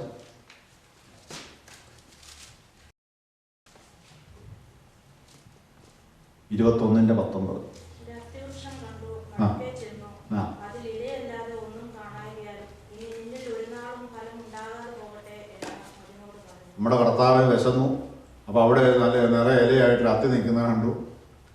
അത് കർത്താവ് ഫലം പ്രതീക്ഷിച്ച് അവിടെ ചെന്നു. അത്തിയിലെ ഇലയല്ലാതെ ഫലമൊന്നും കണ്ടില്ല. കർത്താവ് അതിനെ ശപിച്ചു. ഇനി നിന്നെ ഫലമൊന്നും ഉണ്ടാകട്ടെ. അങ്ങനെ ആ അത്തി കരിഞ്ഞു പോയി. ഇപ്പോഴും അതിൻ്റെ എത്തിക്സ് ആലോചിച്ചിരിക്കുന്നുണ്ട്. കർത്താവ് ആ അത്തിയെ ശപിച്ചത് വളരെ മോശമായി പോയില്ലേ എന്നൊക്കെ ചോദിച്ച് ഭാരപ്പെട്ടിരിക്കുന്ന ഒത്തിരി പേരുണ്ട്. അവിടെ ഒരു മെസ്സേജ് ഉണ്ട്. നിങ്ങൾ ഫലം കായ്ക്കാൻ വേണ്ടി ഞാൻ നിങ്ങളെ ആക്കിയിരിക്കുന്ന കർത്താവ് പറയുന്നത്. ഫലം കായ്ക്കുന്നില്ലെങ്കിൽ ശാപം ഉറപ്പാണ്. അപ്പോൾ അവിടെ കർത്താവ് ഒരു വാക്കങ്ങോട്ട് പറഞ്ഞു. വാക്ക് പറഞ്ഞവൻ അത്തി കരിഞ്ഞു പോയി. അതെന്നാ പവറായിരിക്കും ദൈവവചനത്തിൻ്റെ? മുമ്പേ ക്രിയേറ്റീവ് പവർ ഉണ്ടെന്നാണ് പറഞ്ഞു. ഇപ്പം എന്നാ പറഞ്ഞറിയോ? Destructive power. ദൈവവചനത്തിന് ഡിസ്ട്രക്റ്റീവ് പവറുണ്ട്. ഇനി ശ്രദ്ധിക്കാം. അതിന് ബന്ധപ്പെട്ട ഒരു വാക്യങ്ങൾ വായിക്കും. വിശുദ്ധ ലൂക്കോസിന്റെ സുവിശേഷം 19:41, 19:41. Luke chapter 19 verse 41. 19:41. Luke chapter 19 verse 41 on following.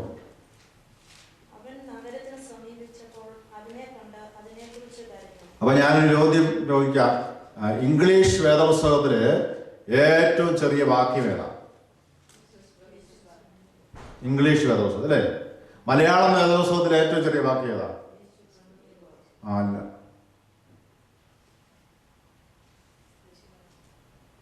അല്ല. നമ്മുടെ സൺഡേ സ്കൂളിൽ പണ്ട് സൺഡേ സ്കൂൾ ഹെഡ് മാസ്റ്റർ ചോദ്യം ഇട്ടു, പൂരിപ്പിക്കുക, യേശു ഡാഷ് വാർത്തു. ആണോ? ആരെ പൂരിപ്പിച്ച? യേശു എന്ത് വാർത്തു? കണ്ണ് വാർത്തു. ജീസസ് വെപ്റ്റ് എന്ന് പറഞ്ഞ വാക്ക് ഒരു വേർഡ്സാണത്. ഇംഗ്ലീഷ് ബൈബിളിലെ ഏറ്റവും ചെറിയ വാക്യമാണ്. പക്ഷേ മലയാളം ബൈബിളിലെ ഏറ്റവും ചെറിയ വാക്യം മോഷ്ടിക്കരുതെന്നുള്ള. അതെവിടെ ഇരിക്കുന്നു? പുറപ്പാട് പുസ്തകത്തിൽ 10 കൽപ്പനകൾ പറഞ്ഞാൽ എന്ത്? അത് വാക്യമാണ്, മോഷ്ടിക്കരുത്. അപ്പം താഴോട്ട് വായിച്ച് മറിച്ച് വെച്ചോ. താഴോട്ട് വായിച്ച്. അവൻ നഗരത്തിനെ സമീപിച്ചപ്പോൾ അതിനെ കണ്ട് കരഞ്ഞു.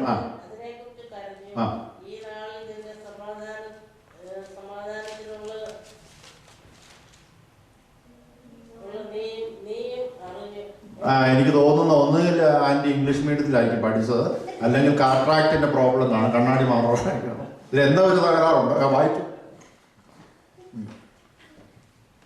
വായിച്ചു.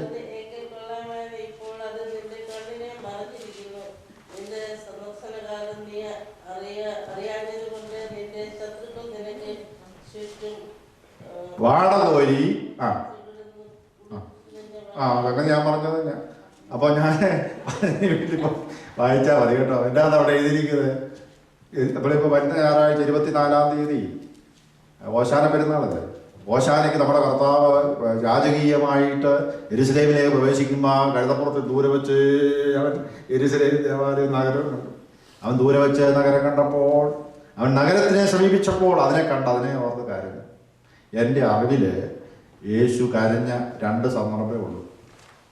ഒന്ന്, ഈ ലാസറിൻ്റെ കല്ലറയ്ക്ക് വെച്ച് യേശു കരഞ്ഞു. പിന്നെ യേശു കരഞ്ഞത് നഗരത്തിനെ കണ്ടപ്പോൾ അവൻ കരഞ്ഞു. പിന്നെ യേശു കരഞ്ഞതായിട്ട് എബ്രായ ലേഖന കർത്താവ് പറയുന്നുണ്ട്. അതെന്നാന്ന് ചോദിച്ചാൽ, ക്രിസ്തു തൻ്റെ ഐഹിക ജീവിതകാലത്ത് തന്നെ മരണത്തിൽ നിന്ന് വിടിവിപ്പാൻ കഴിയുന്നവനോട് ഉറച്ച നിലവിളിയോടും കണ്ണുനീരോടും കൂടി അഭയാചന കഴിക്കുകയും ഭയഭക്തി നിമിത്തം ഉത്തരം ലഭിക്കുകയും ചെയ്യുന്ന വാക്യമുണ്ട്. എന്ന് പറഞ്ഞാൽ ഗദസീമോന തോട്ടത്തിൽ പോയി പ്രാർത്ഥിച്ചത് കണ്ണുനീര് വാരി എറിഞ്ഞാണെന്നാണ് എബ്രായ ലേഖന കർത്താവ് പറയുന്നത്. യേശു കരഞ്ഞു. എന്തിനാ കരഞ്ഞത്? 2 കാരണത്താൽ. നിന്റെ സന്ദർശനകാലം നീ അറിയുന്നില്ല, നിന്റെ സമാധാനത്തിനുള്ളത് നീ അന്വേഷിച്ചെങ്കിൽ കൊള്ളായിരുന്നു. നിന്റെ ശത്രുക്കൾ നിനക്ക് ചുറ്റും വന്ന് നിന്നെയും നിന്റെ മക്കളെ നിലത്തള്ളിയിട്ട് കിടങ്ങ് ഒഴിച്ച് കല്ലിന്മേൽ കല്ല് ശേഷിക്കാതെ പോകുന്ന കാലം വരുമെന്ന് AD 30-നും 35-നും ഇടയ്ക്ക് കർത്താവ് പറഞ്ഞു. AD 70-ൽ തിത്തൂസ് രണ്ടാമൻ റോമൻ ചക്രവർത്തി ജെറുസലേം ദേവാലയം നഗരം ആക്രമിച്ചു, അടിച്ച് തകർത്ത് കളഞ്ഞു. ഒരു കല്ലിൻ്റെ മേൽ ഒരു കല്ല് ശേഷിച്ചില്ല. ആഫ്രിക്കയിൽ നിന്നോ ഇന്ത്യയിൽ നിന്നോ കൊണ്ടുവന്ന് ആനയെ കൊണ്ട് ഒഴിവായിരുന്നാണ് പറഞ്ഞത്. അപ്പോൾ ആന കയറി ഒഴുതാൻ എങ്ങനെ ഇരിക്കും? ഒരു കല്ലിൻ്റെ മേൽ ഒരു കല്ലിരിക്കത്തില്ല. അതുപോലത്തെ പണിയാണ് ചെയ്തത്. അതിന് സെക്കൻഡ് ടെമ്പിൾ ഡിസ്ട്രക്ഷൻ എന്ന് പറയും. 2000 കൊല്ലം മുമ്പ് നടന്ന. പിന്നെ ഇതുവരെ ആയിട്ട് ദേവാലയം പണിതിട്ടില്ല. പണിയാനുള്ള എല്ലാ സാധനവും ക്രമീകരിച്ച് വെച്ചിരിക്കുക. പുരോഹിതന്മാർക്ക് ധരിക്കാനുള്ള വസ്ത്രങ്ങളെല്ലാം ക്രമീകരിച്ച് വെച്ചിരിക്കുക. അതിനകത്തൊരു പ്രത്യേക നൂലുണ്ട്. പുരോഹിതൻ ധരിക്കേണ്ട അംശവസ്ത്രത്തിൽ ഒരു പ്രത്യേക നീല നൂലുണ്ട് പഴയ നിയമം അനുസരിച്ച്. ആ നീല നൂലുണ്ടാക്കണം. നീല ഡൈ വേണം. ആ നീല ഡൈ കിട്ടാൻ വേണ്ടി തപ്പി ഇസ്രയേലിനടുത്തുള്ള ഒരു കടലിൽ നിന്ന് ഒരു മീനിൻ്റെ അകത്തിൽ നിന്ന് അതിനുള്ള ഡൈ അവർക്ക് കിട്ടി. പുരോഹിതനെ അഭിഷേകം ചെയ്യാനുള്ള തൈലം, അതിൻ്റെ ഫ്ലാസ്ക് അവർക്ക് ഭൂമി കുഴിച്ചപ്പോൾ കിട്ടി. എക്സ്കവേഷൻസ് നടന്നുകൊണ്ടിരിക്കുകയാണ്. വേദപുസ്തകം ആണ് യഥാർത്ഥ പുസ്തകം. അത് ചരിത്രത്തെ നിയന്ത്രിക്കുന്ന പുസ്തകമാണ്. ഒറ്റ ദിവസം രാത്രി കൊണ്ട് സ്റ്റേറ്റ് ഉണ്ടാവുമെന്ന് പറഞ്ഞു. അങ്ങനെ ലോകത്തിൻ്റെ വിവിധ രാജ്യങ്ങളിലായിരുന്ന യഹൂദന്മാരെല്ലാം കൂടെ 1947-ൽ അവർ രാജ്യം സ്ഥാപിച്ചു. എന്താ കാര്യം? വളരെ ഇന്റലിജന്റ് ആണ്. ആര്? യഹൂദന്മാർ. 3 യഹൂദ ചെറുപ്പക്കാരെ ലോകം ഭരിച്ചുകൊണ്ടിരിക്കുന്നത് നമുക്കറിയാവോ? ഇതിന് രണ്ടാമത്തെ യഹൂദൻ ആരാന്ന് ചോദിച്ചാൽ യേശുക്രിസ്തു. ഒന്നാമത്തതാണ് യേശുക്രിസ്തുവാണ്. യേശുക്രിസ്തുവിൽ വിശ്വസിക്കുന്ന അനേക ആളുകൾ ലോകത്ത് കോടിക്കണക്കിനുണ്ട്. മൂന്നാമത്തെ യഹൂദൻ ആരാന്ന് ചോദിച്ചാൽ ആൽബർട്ട് ഐൻസ്റ്റീൻ. ആറ്റം ബോംബ് അങ്ങനെ കണ്ടുപിടിച്ചു. ഈ ആറ്റം ബോംബിന്റെ പല വകഭേദങ്ങൾ വെച്ചാണ് ഒരു രാജ്യം വേറെ രാജ്യത്ത് വെല്ലുവിളിച്ചുകൊണ്ടിരിക്കുന്നത്. അതുകൊണ്ട് ഒരു ഭക്തൻ പറയുകയാണ്, 3 യഹൂദ ചെറുപ്പക്കാരാണ് ഇന്നും ലോകം ഭരിച്ചുകൊണ്ടിരിക്കുന്നത്. നമുക്ക് യഹൂദന്മാരുമായിട്ട് ബന്ധം 2 എണ്ണാവുള്ളൂ. ഒന്നാമത്തെ ബന്ധം നമ്മുടെ ആരാധനക്രമം, നമ്മുടെ വിശ്വാസത്തിന്റെ പേരെവിടെയാണ് കിടക്കുന്നത്? യഹൂദ മതഗ്രന്ഥമായ എബ്രായ വേദപുസ്തകത്തിലാണ്. ഹീബ്രു ബൈബിൾ എന്ന് പറയും പഴയ നിയമത്തിൽ. പിന്നെ നമുക്ക് അവരുമായിട്ട് ബന്ധം പറയും. യഹൂദന്മാർ ഭയങ്കര ഭക്ഷണ കൊതിയന്മാരാണ്. അത് കഴിഞ്ഞാൽ പിന്നെ സുറിയാനി ക്രിസ്ത്യാനിയാണ് ഭക്ഷണത്തോട് കൊതിയുള്ളവർ. ഇങ്ങനെ 2 കണക്ഷനാണ് നമുക്ക് അവരുമായിട്ട് ഉള്ളത്. നിങ്ങൾ കല്യാണത്തിലൊക്കെ പോയാൽ മതി, ഫ്രീ ആയിട്ട് ഫുഡ് കിട്ടുന്നിടത്തൊക്കെ ഇടിച്ച് കയറും. അമേരിക്ക പള്ളി വരുന്നത്, എനിക്ക് കോൺഗ്രസ് ഞാൻ ആദ്യമായിട്ട് വരുന്നത്. നിങ്ങൾ വിളിച്ചാലും വിളിച്ചില്ല, എനിക്ക് വിരോധമൊന്നുമില്ല. ഞാൻ ആദ്യമായിട്ട് അവിടെ വരുന്നത്. ഇവിടെ അമേരിക്കയിൽ നമ്മുടെ പള്ളിയിൽ കുർബാന നടക്കാൻ ഒരു കാരണമേ ഉള്ളൂ. $1 ഇട്ടാൽ ഉച്ചയ്ക്ക് ഉപവാസമുള്ള ഊണ് കിട്ടും. ഈ ഒരൊറ്റ കാരണം കൊണ്ടാണ് പറഞ്ഞ പള്ളി. കാരണം രാവിലെ 10 മണിയാകുമ്പോൾ കുർബാന തുടങ്ങുള്ളൂ. അതൊക്കെ ആടി തൂങ്ങി ഇനി വന്നാൽ മതി. എപ്പോഴാണ് വരുന്നത്? പകുതി ആകുമ്പോഴേ മിക്കവാറും വരുള്ളൂ. ഈയിടെ ഞാൻ യൂട്യൂബിൽ ഒരു പ്രസംഗം കേട്ടു. അതിനകത്ത് പറയുവാണ്, ഒരച്ഛൻ പറയുക, മോചനമതിനായി പാപികളെ വരുവീന്ന് പറയുമ്പോഴേ പള്ളി വരാവുള്ളൂ. ചിലർ നിങ്ങൾ സമാധാനത്തോടെ പോകുമെന്ന് പറയുമ്പോൾ പള്ളി അങ്ങനത്തെ ചില ആൾക്കാരുണ്ട്. അങ്ങനെ വരുള്ളൂ. മോചനമതിനായി പാപികളെ വരുവീ എന്ന് പറയുമ്പോൾ പള്ളിക്കകത്ത് കയറും. നിങ്ങൾ സമാധാനത്തോടെ പോകുവീന്ന് പറയുമ്പോൾ അവർ പള്ളി നിന്ന് പോകും. അങ്ങനത്തെ ആൾക്കാരാണ്. ആർക്കൊരു ഉപദ്രവം വേണ്ടല്ലോ എന്ന് വിചാരിക്കുന്ന ആൾക്കാരാണ്. അപ്പോൾ നമുക്ക് യഹൂദന്മാരായിട്ട് ഒത്തിരി ബന്ധങ്ങളുണ്ടെല്ലാം പറയാനായിട്ട് നേരെയില്ല. ഇപ്പോൾ ഞാനിവിടെ പറയാൻ ആഗ്രഹിക്കുന്ന യഹൂദന്മാരെ കുറിച്ച് പറയുമായിരുന്നു. നമ്മൾ വായിച്ച വാക്യം എന്തായിരുന്നു? രണ്ടാമത്തെ നമ്മുടെ വിഷയം എന്തായിരുന്നു? ദൂരമേ വെച്ച് ലൂക്കോസ് 40:30, ലൂക്കോസിന് സുവിശേഷം 19:41. അവൻ ദൂരമേ വെച്ച് നഗരം കണ്ടു, യെരുശലേം ദേവാലയം കണ്ടു. തൻ്റെ ഇടവപ്പള്ളിയാണ്. അതിനെ കണ്ടപ്പോൾ അവൻ കരഞ്ഞു. അതിനു മുമ്പ് ദുഃഖവെള്ളിയാഴ്ച സ്ത്രീകൾ കരയുന്നതാണ്. പരിസര പുത്രന്മാരെ, എന്നെ ഓർത്ത് നിങ്ങൾ കരയണ്ട, നിങ്ങളുടെ മക്കളെ ഓർത്ത്. അവന്റെ രക്തം ഞങ്ങളുടെ മേലും ഞങ്ങളുടെ തലമുറ മേലും വരട്ടെന്ന് പറഞ്ഞു. മനുഷ്യജാതിയുടെ ചരിത്രത്തിൽ ഇത്രയും പീഡനത്തിലൂടെ കടന്നുപോയൊരു സമൂഹം വേറെ. തിരിച്ചു വരട്ടെ. 2 പവർ പറഞ്ഞല്ലോ ദൈവവചനത്തിന്റെ. ഒന്ന് പ്രപഞ്ചം സൃഷ്ടിച്ചത് ദൈവമാണ്, നമ്മൾ പറഞ്ഞു ദൈവവചന അല്ലേ, അതിനെ ക്രിയേറ്റീവ് പവർ പറയും. രണ്ടാമത് എന്താ പറഞ്ഞത്? അത്തിയെ ശപിച്ചു ഇല്ലേ, ദേവാലയത്തെ ശപിച്ചു. അപ്പൊ എന്നാ പറ്റി? അത് ഡിസ്ട്രക്റ്റീവ് പവറാണ്. 3-ാമത്തെ വാക്യത്തിലേക്ക് കിടക്കാം. വിശുദ്ധ യോഹന്നാൻ എഴുതിയ സുവിശേഷം 11-ാം അധ്യായം, യോഹന്നാൻ സുവിശേഷം 11-ാം അധ്യായം 43-ാമത്തെ വാക്യം വായിക്കും. 11:43. John chapter 11 verse 43.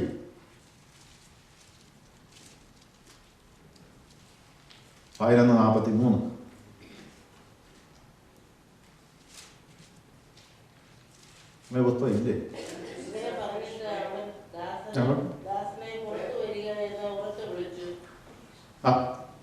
മതി അവിടെ വായിച്ചു. You can read. ഞാനൊരു ചോദ്യം ചോദിക്കാവേ. നമ്മുടെ കർത്താവ് 3 പേരെ ഉയർപ്പിച്ചിട്ടുള്ളത്. ആരൊക്കെയാ?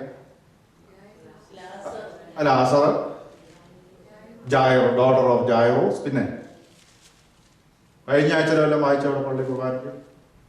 കഴിഞ്ഞ ആഴ്ച എന്നാ വായിച്ചു? ഞായറാഴ്ച ആയിരുന്നു. കൂനിയായ സ്ത്രീയോ? ഞാൻ പോയടത്ത് വേറെ വായിച്ചു. ഞാൻ പോയടത്ത് നൈലിലെ വിധവയുടെ മകനെ ഉയർപ്പിച്ച അച്ഛൻ വായിച്ച കുർബാനയ്ക്ക്. അപ്പൊ 3 പേരെയാണ് വാസ്തവത്തിൽ ഉയർപ്പിച്ചിരിക്കുന്നത് കേട്ടോ. എല്ലാ സുവിശേഷങ്ങളും നമ്മൾ പഠിക്കുമ്പോൾ ഒന്നാമതായിട്ട് അതിന്റെ ഓർഡർ അനുസരിച്ച് ഞാൻ നിങ്ങൾ ശ്രദ്ധിച്ചു കേട്ടോടെ. ഒന്നാമതായിട്ട് ജായിറോസിന്റെ മകൾ, അല്ലെങ്കിൽ വേണേൽ പറയാം ഡോട്ടർ ഓഫ് സെഞ്ചൂറിയൻ. വേറൊരു സുവിശേഷത്തിൽ അങ്ങനെ പറയുന്നത്. ഒരു ശതാധിപന്റെ മകളെ ഉയർപ്പിച്ചില്ലേ? ഉയർപ്പിച്ചപ്പോഴാണ് നോക്കണേ, ആ കൊച്ചസുഖമായിട്ട് കൂടുതലായിട്ട് കിടക്കുക. നീ വരണമെന്നൊക്കെ പറഞ്ഞു. നീ എൻ്റെ വീട്ടിൽ വരാൻ ഞാൻ യോഗ്യനല്ലെന്നൊക്കെ പറയുന്നുണ്ട്. കർത്താവ് ചെന്നപ്പോൾ തന്നെ ബാലം മരിച്ചു. അപ്പം ഞാനിങ്ങനെ പറയാം, ഈ അവളുടെ ശരീരത്തിൽ നിന്ന് ചൂട് വിട്ടുമാറുന്നതിന് മുമ്പ് കർത്താവ് ആ വീട്ടിൽ ചെന്ന് ബാലേ എഴുന്നേൽക്ക എന്ന് പറഞ്ഞു. കർത്താവിൻ്റെ വായന വചനമാണ് കേട്ടോ. നമ്മുടെ വിഷയം എന്താ? ദൈവത്തിൻ്റെ വചനം. അപ്പോൾ ഒരു വചനം പറഞ്ഞു, ബാല എഴുന്നേൽക്കാന്ന് പറഞ്ഞാൽ പെണ്ണെഴുന്നേറ്റുള്ളൂ. പെണ്ണിൻ്റെ പേര് വല്ലതും പറഞ്ഞു? ഇല്ലില്ല. ഇനി ശ്രദ്ധിച്ചു കേട്ടോണം. നൈലെ വിധവയുടെ മകൻ്റെ ശവം അങ്ങോട്ട് കൊണ്ടുപോവാം. അന്നത്തെ കാലത്ത് ഇലക്ട്രിസിറ്റി ഇല്ല. മോർച്ചറി ഇല്ല. ഇന്ന് വിദേശത്ത്, കേരളത്തിൽ ട്രെൻഡുണ്ട്, വിദേശത്ത് ആരും ഇല്ലേലും അച്ചായനെ 3 ദിവസം തണുപ്പിച്ചാണ് അടക്കുള്ളൂ. റെഫ്രിജറേറ്റർ വെച്ച് തണുപ്പിച്ചിട്ട് അടക്കുള്ളൂ. ഇപ്പം വീട്ടിൽ വെച്ച് തണുപ്പിക്കാവുന്ന സംവിധാനമുണ്ട്, മൊബൈൽ മോർച്ചറി എന്ന് പറയും. അന്നത്തെ കാലത്ത് കറണ്ടില്ല. മരിച്ചിട്ട് 24 മണിക്കൂർ ആകുന്നതിന് മുമ്പ് പട്ടണത്തിന് വെളിയിൽ സെമിത്തേരി കൊണ്ടടക്കണം. അപ്പോൾ വിധവയുടെ മകനെ, നൈയിലെ വിധവയുടെ മകന്റെ ശവം എങ്ങനെ അങ്ങോട്ട് കൊണ്ടുപോവാ? പട്ടണത്തിന് വെളിയിൽ കൊണ്ടുപോവാ. കർത്താവിനോട് ആരും ആവശ്യപ്പെട്ടില്ല. കർത്താവ് അവിടെ ചെന്നെ മഞ്ചത്തെ തൊട്ടു, ചെറുക്കനെ എഴുന്നേറ്റു. മുമ്പേത്തെ പറഞ്ഞത് ആരാ എഴുന്നേറ്റ്? ബാല. എത്ര മിനിറ്റുകൾക്കൊക്കെ അവളെ എഴുന്നേൽപ്പിച്ചെന്ന്. ഞാൻ വളരെ മർമ്മപ്രധാനമായ കാര്യം പറയാൻ ശ്രമിക്കുക കേട്ടോ. നിമിഷങ്ങൾക്കകം ആ പെണ്ണിനെ എഴുന്നേൽപ്പിച്ചു. ആ ചെറുക്കനെ എഴുന്നേൽപ്പിച്ചപ്പോഴാ? മണിക്കൂറുകൾക്ക് ശേഷം. ലാസറിനെ ഉയർപ്പിച്ചപ്പോഴാ? 3 ദിവസം പറയാതെ 4 ദിവസമായിരുന്നു അച്ഛൻ പറഞ്ഞിവിടെ. 4 ദിവസമായി മരിച്ചിട്ട്. 4 ദിവസം കഴിഞ്ഞെന്ന്. 4 ദിവസം കഴിഞ്ഞാൽ 1 ദിവസം കഴിയുമ്പോൾ തന്നെ മണം വരാൻ തുടങ്ങും. പ്രസംഗിക്കുന്ന ഞാനും കേൾക്കുന്ന നിങ്ങളും ഈ പുഴു ഇൻബിൽറ്റാന്നുള്ള കാര്യം നിങ്ങൾക്കറിയാമോ? പുഴു ഇൻബിൽറ്റാ. ഞാൻ അത്ര ആധികാരികമായിട്ട് പറയുകയില്ല. എന്നാ വെച്ചാൽ ലീവായി ഇവിടെ റിപ്പോർട്ട്. ഇതെല്ലാം ഫിസിയോളജി, അനാട്ടമിയായിട്ട് ബന്ധപ്പെട്ട വിഷയങ്ങളാണ്. അപ്പോൾ നമ്മുടെ ശരീരത്തിൽ എന്താണെന്നറിയാമോ? ഒരു പുഴുവുണ്ട്. വലിയ പൊക്കപ്പുറത്ത് ഒരു തൂണെ കൊണ്ട് ഒരു ശവം വെച്ചെന്ന് വെച്ചു. മണ്ണി കുഴിച്ചിടോ നിർബന്ധമില്ല ആ കാര്യത്തിൽ. അവിടെ കൊണ്ട് വെച്ചാലും 1 ദിവസം കഴിയുമ്പോൾ പുഴു കയറി ആക്രമിക്കും.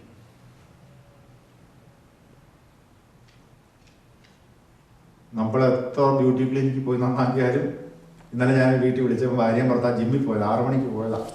10 മണിക്ക് വിളിച്ചിട്ട് തിരിച്ചു വന്നിട്ടില്ല. ജിം അടച്ചിട്ടേ പോയുള്ളൂ. ഭയങ്കര ആരോഗ്യ. 4 മണിക്കൂർ എക്സസൈസ് ഭാര്യയും ഭർത്താവും. പിന്നെ എന്നെ രാത്രി 10:30 വിളിച്ച്. ഞാൻ എന്തിനാ ഇത് പറഞ്ഞെന്ന് അറിയാമോ? എല്ലാവരും എക്സസൈസ് ചെയ്യട്ടെ, നല്ലതാ. പക്ഷേ ഇതെല്ലാം ആര് കൊണ്ടുപോകും?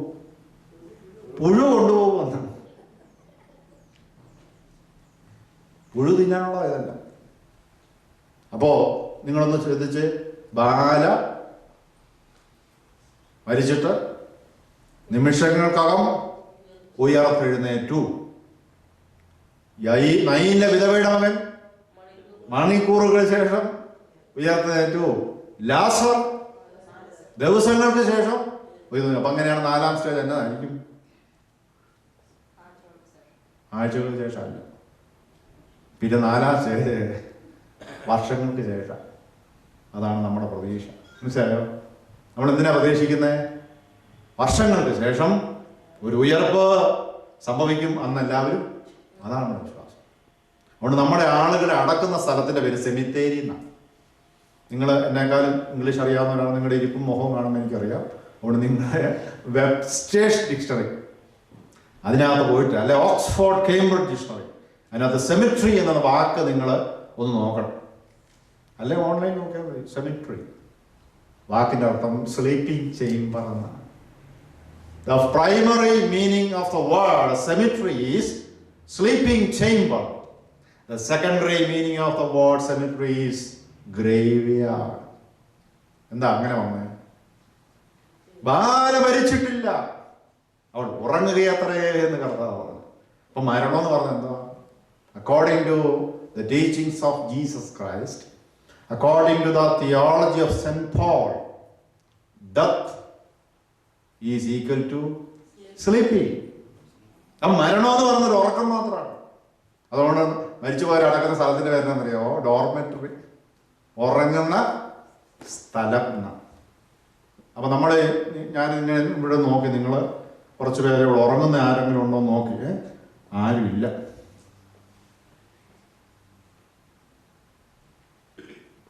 രാത്രിയിലൊക്കെ നിങ്ങൾ ഉറങ്ങിയില്ലേ അല്ലേ? എൻ്റെ ഫ്രണ്ട് പുള്ളിക്ക് ഇത്തിരി ഇരുന്ന് ജോലി ചെയ്യുന്നതാണ്. പുള്ളിക്ക് അധികം ഉറങ്ങാൻ പറ്റില്ല. കാരണം പുള്ളി രാവിലെ ഞാൻ 9 മണിക്ക് വരണമെന്ന് പുള്ളിയോട് പറഞ്ഞത്. പക്ഷേ പുള്ളി 7 മണി 8:45. അതാ ഞാൻ താമസിച്ചു വന്നത്. ഞാൻ സാധാരണ അലാറം വെച്ചേക്കും. ഒരു നേരിയ, ഞാനൊരു സൈക്കോളജി പറയാം, ഒരു നേരിയ ശബ്ദം കേൾക്കാൻ നിങ്ങൾക്ക് എഴുന്നേക്കാൻ പറ്റത്തില്ല. നിങ്ങൾ അതിനെക്കുറിച്ചൊന്ന് ചിന്തിച്ച് പഠിക്കുന്നതല്ല. ഇന്ന് രാവിലെ എഴുന്നേറ്റപ്പോൾ നിങ്ങളെ ഉണർത്തി എന്തോ ഉണ്ട്. അതൊരു മനഃശാസ്ത്രമാണ്. കർത്താവ് വന്നിട്ട് നിങ്ങളെ എഴുന്നേൽപ്പിക്കണമെങ്കിൽ ഒരു ശബ്ദം പുറപ്പെടുവിക്കാതെ നിങ്ങൾ എഴുന്നേറ്റ് പോവുകയില്ല. അതുകൊണ്ട് കർത്താവ് താൻ ഗംഭീരനാദത്തോടും പ്രധാന ദൂതന്റെ ശബ്ദത്തോടും ദൈവത്തിന്റെ കാഹളത്തോടും കൂടെ സ്വർഗത്തിൽ നിന്ന് ഇറങ്ങി വരുമെന്ന് ബൈബിൾ പറയാൻ കാര്യം. ഇതെല്ലാം കൂടെ അടിച്ചാലേ എഴുന്നേറ്റ് പോകത്തുള്ളൂ. ഇത്ര കൊല്ലാട്ട് കിടന്ന് ഉറങ്ങും അവിടെ. അതാണ് ഒരു ശബ്ദമാണ് നമ്മളെ എഴുന്നേൽപ്പിക്കുന്നത്. ഇന്നലെ രാത്രി ഞാൻ ഉറങ്ങാനുള്ള കാരണം പറയാം. ഇന്നലെ രാത്രി ഞാൻ കിടന്നപ്പോൾ ഒരു മണിയായി. എനിക്ക് 2-3 എസ്സേ എഴുതി കൊടുക്കാണ്ട് ചൊവ്വാഴ്ചത്തേന്. അപ്പോൾ 1 മണിയായി. ഞാൻ 7 മണിക്കത്തേന് അലാറം വെച്ചു. കാരണം അവൻ 9 മണിക്ക് വഴിവോളൊന്നും. 7 മണിയായപ്പോൾ ഞാൻ എഴുന്നേറ്റു. അപ്പം ഞാൻ ഇങ്ങോട്ട് കൊണ്ടുവരാനുള്ള വേദോസം എല്ലാം എടുത്ത് തലേദിവസം രാത്രി തന്നെ എല്ലാം നോട്ടെല്ലാം എടുത്ത് വെച്ചു. ഞാൻ ഇന്നലെ രാത്രി ഉറങ്ങാനുള്ള കാരണം എന്താണെന്ന് പറയാം. ഇന്ന് രാവിലെ ഉണരുന്നു എന്നുള്ളത് കൊണ്ട് മാത്രം ഇന്ന് രാത്രി ഉറങ്ങി. ഇന്ന് രാത്രി നിങ്ങൾ കിടന്നുറങ്ങും. നിങ്ങൾ പറയും നാളെ ജോലിക്ക് പോകണമെന്നൊക്കെ പറയും, അല്ല നാളെ ജോലിക്ക് വന്നൊക്കെ പറയും. പക്ഷെ അങ്ങനെയല്ല. വാസ്തവത്തിൽ നിങ്ങൾ നാളെ രാവിലെ ഉണരുന്നു എന്നുള്ളതുകൊണ്ട് മാത്രം ഇന്ന് രാത്രി ഉറങ്ങും. അതുകൊണ്ട് മരണമെന്ന് പറയുന്നത് ഒരു ഉറക്കം മാത്രമാണ്. ഒരു ദിവസം ഉണരും. എപ്പോഴായി ഗുഡ് ബൈ പറയുന്നത്? ഗുഡ് ബൈ പറയുന്നത് ഇനി ഉടനെ ഒന്നും കാണുക എന്ന് പറയുമ്പോഴാണ്. ഗുഡ് നൈറ്റ് പറയുന്നതോ ഉടനെ തന്നെ കാണാമെന്ന്. അപ്പോൾ മരണമെന്ന് പറയുന്നറിയാവോ ഗുഡ് നൈറ്റ് ആണ്. വളരെ പ്രത്യാശ തരുന്നൊരു കാര്യമാണ് വേദപുസ്തക പ്രകാരം. ടീനക്കില് നിങ്ങൾ പേടിക്കൊന്നും വേണ്ട കേട്ടോ. ഞാൻ മരണത്തെക്കുറിച്ച് പ്രസംഗിക്കാൻ പോകുന്നതല്ല. ടീനക്കില് എനിക്ക് പരിചയമുള്ള ഓർത്തഡോക്സുകാരനാണ് മരിച്ചു വരുന്നത്. പുള്ളി മരിക്കുന്നതിന് മുമ്പ് ഭാര്യയോടും പിള്ളേരോടും പറഞ്ഞു, നിങ്ങൾ ഈ ശവസംസ്കാരത്തിന് വരുമ്പോൾ നീ മന്ത്രകോടി കൊടുത്ത് വന്നാൽ പിള്ളേർ നല്ല കളറുള്ള പാൻഷർട്ടും കിട്ടും, അതായത് കറുത്തൊന്നും ഇട്ടുള്ള അങ്ങനെ വന്നേക്കുന്നു. അതുകൊണ്ട് ആ ശവാടത്തിന് അതിൻ്റെ വേക്കിനും അടക്കത്തിനും ഭാര്യ മന്ത്രകോടി കൊടുത്ത് പിള്ളേർ നല്ല കളർഫുൾ ഡ്രസ്സിട്ട് അദ്ദേഹത്തിൻ്റെ ആഗ്രഹപ്രകാരം ശവാടക്കി. അപ്പോൾ അദ്ദേഹം വലിയ വ്യത്യാസമുള്ള ആളാണ്. അപ്പോൾ ഇനി ഒരു ചോദ്യം കൂടെ ചോദിക്കാൻ പോവാം. ഈ ബാല മരിച്ചപ്പോൾ എഴുന്നേപ്പിച്ചു അവളുടെ പേരൊന്നും പറഞ്ഞില്ല. നയിലെ വിധവയുടെ മകന്റെ പേര് പറഞ്ഞില്ല. ലാസറിനെ ഉയർപ്പിച്ചപ്പോ ലാസറെ പുറത്തു വാ എന്ന് കർത്താവ് പറഞ്ഞാൽ എന്താ കാര്യം?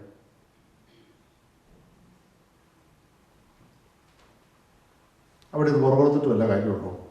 ഉറക്കെ പറ. തെറ്റിപ്പോയി ഞാൻ അടുത്ത പള്ളിയിൽ നിന്ന് ചെന്ന് പറയുമൊന്നുമില്ല. പറ.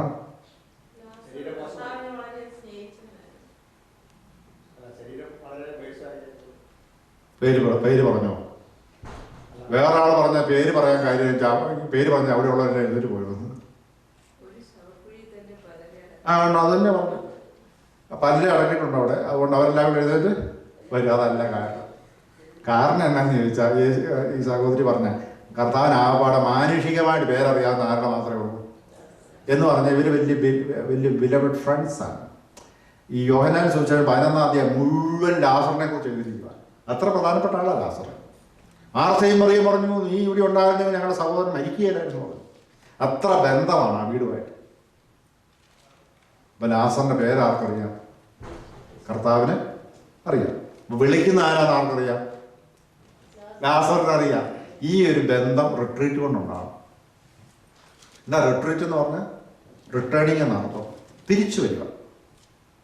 നഷ്ടപ്പെട്ടു പോയ തേജസ്സും ശക്തിയല്ല തിരിച്ചു കിട്ടാനുള്ള റിട്രീറ്റ്. അപ്പം അങ്ങനെ നമുക്കൊരു ബന്ധം കർത്താവുമായിട്ട് ഒത്തിരി ഉണ്ടാകണം. വലിയ സ്നേഹബന്ധം കർത്താവുമായിട്ടുണ്ടാകും. കർത്താവ് പറയുന്നതൊക്കെ നമുക്ക് മനസ്സിലാകണം. നമ്മൾ കർത്താവിനോട് ഇടയ്ക്ക് സംസാരിക്കണം. അതുകൊണ്ട് എൻ്റെ രീതി പറയാം കേട്ടോ. എൻ്റെ രീതി എന്ന് പറഞ്ഞാൽ ഞാൻ സമയം കിട്ടുമ്പോഴെല്ലാം ബൈബിൾ വായിക്കും. കർത്താവ് സംസാരിക്കുന്ന എവിടെയാണ് എഴുതിയിരിക്കുന്നത്? ബൈബിളിൽ. കർത്താവ് ഇതിനായിട്ട് ഫോൺ വിളിച്ചെന്നോ ഒന്നും എന്നോട് പറഞ്ഞിട്ടില്ല. കർത്താവ് ഇതിനായിട്ട് എനിക്ക് ഇമെയിലൊന്നും അയച്ചിട്ടില്ല. കർത്താവിന് പറയാനുള്ള കാര്യമില്ല അവിടെ എഴുതി വെച്ചു. അപ്പം ഇത് വായിച്ച് പഠിക്കുമ്പോൾ കർത്താവ് നമ്മളോട് സംസാരിക്കും. നമ്മൾ കർത്താവിനോട് അങ്ങനെ സംസാരിക്കും. നമ്മൾ പ്രാർത്ഥിക്കും. നമ്മൾ so prayer is a communication and conversation with God.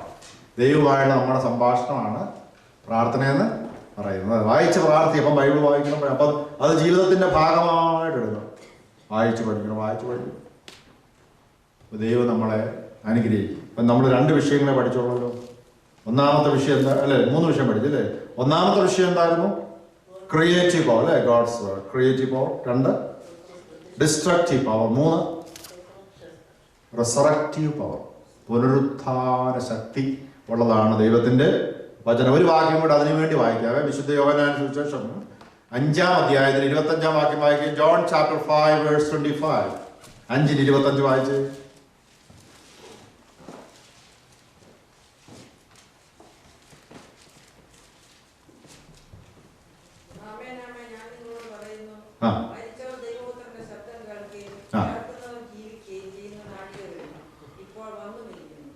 ഒന്നുകൂടെ വായിച്ച്.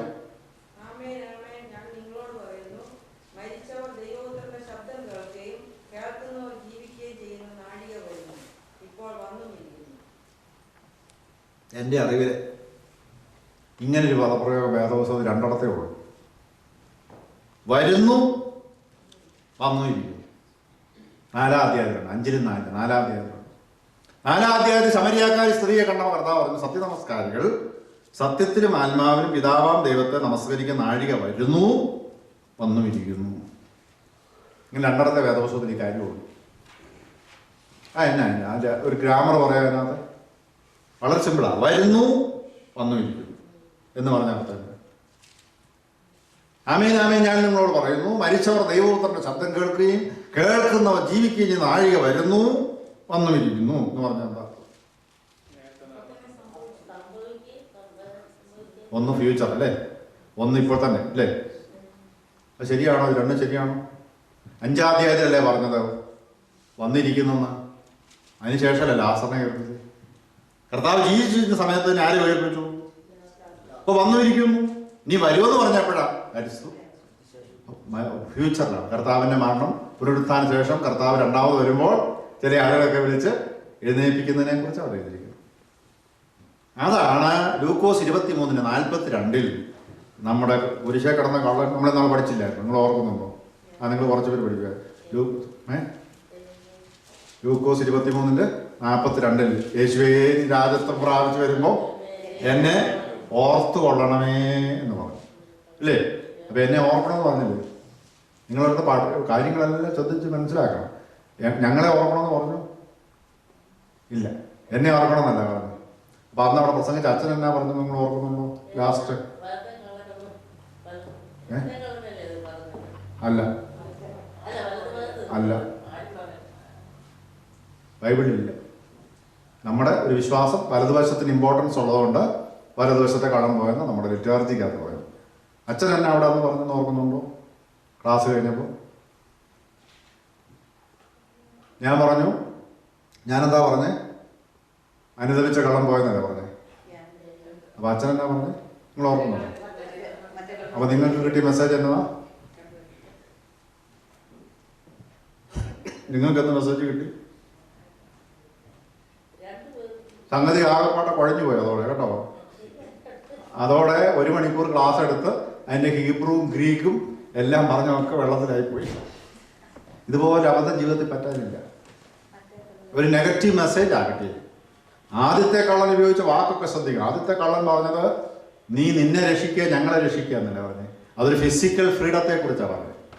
Penitent thief. രണ്ടാമത്തെ കള്ളൻ പറഞ്ഞത് യേശുവേ നീ രാജത്വം പ്രാപിച്ചു വരുമ്പോൾ എന്നെ ഓർക്കണേ. യേശു അവനോട് പറഞ്ഞു, സിംഗുലറാണ്, ഇന്ന് നിങ്ങൾ എന്നോട് കൂടി ഇരിക്കുമെന്നാണ് പറഞ്ഞത്. ഇന്ന് നീ എന്നോടുകൂടെ പർദീസായി ഇരിക്കുമെന്നാണ്. ചില ആളുകൾക്ക് ഒരു നിർബന്ധമുണ്ട്, മറ്റേ കള്ളനെ കൂടെ സ്വർഗത്തിൽ എങ്ങനെയാണ് കയറ്റണം. പക്ഷെ ബൈബിൾ എന്ന് പറയുന്നതാണ് പ്രധാനപ്പെട്ട. ബൈബിൾ എന്ന് പറയുന്നു പെനിറ്റന്റ് തീഫ് അവൻ കർത്താവിനോട് കൂടെ എവിടെ പോയി? പർദീസയുടെ അനുഭവത്തിലേക്ക് പോയി. ഒരു ഇമ്മീഡിയസി ഓഫ് സാൽവേഷൻ എന്ന് പറയും. പെട്ടെന്ന് ഒരു ആത്മരക്ഷ കർത്താവ് അവൻ ഒരുക്കി കൊടുക്കും. അവൻ കർത്താവിനോട് പർദീസയിലേക്ക് പോയി. പക്ഷെ അവൻ ഉപയോഗിച്ച് വാക്ക് ശ്രദ്ധിച്ചോണം. 42 ലൂക്കോസ് 23:42 യേശുവേ നീ രാജത്വം പ്രാപിച്ചു മടങ്ങി വരുമ്പോൾ എന്നെ ഓർക്കണേ, അല്ലേ? ചിലരെയൊക്കെ കർത്താവ് ഓർക്കുമെന്നാണ് പറഞ്ഞത്, അല്ലേ? കർത്താവ് മടങ്ങി വരും. അപ്പൊ നമ്മൾ 3 വിഷയങ്ങൾ പഠിച്ചു. 4ാമത്തെ വിഷയത്തിലേക്ക് കടക്കാം. 4ാമത്തെ വിഷയം പഠിക്കാൻ വേണ്ടി വിശുദ്ധ മർക്കോസിന്റെ സുവിശേഷം 2-ാം അധ്യായം 5-ാം വാക്യം. വിശുദ്ധ മർക്കോസിന്റെ സുവിശേഷം 2-ാം അധ്യായം 5-ാം വാക്യം വായിച്ച്. Mark chapter 2 verse 5.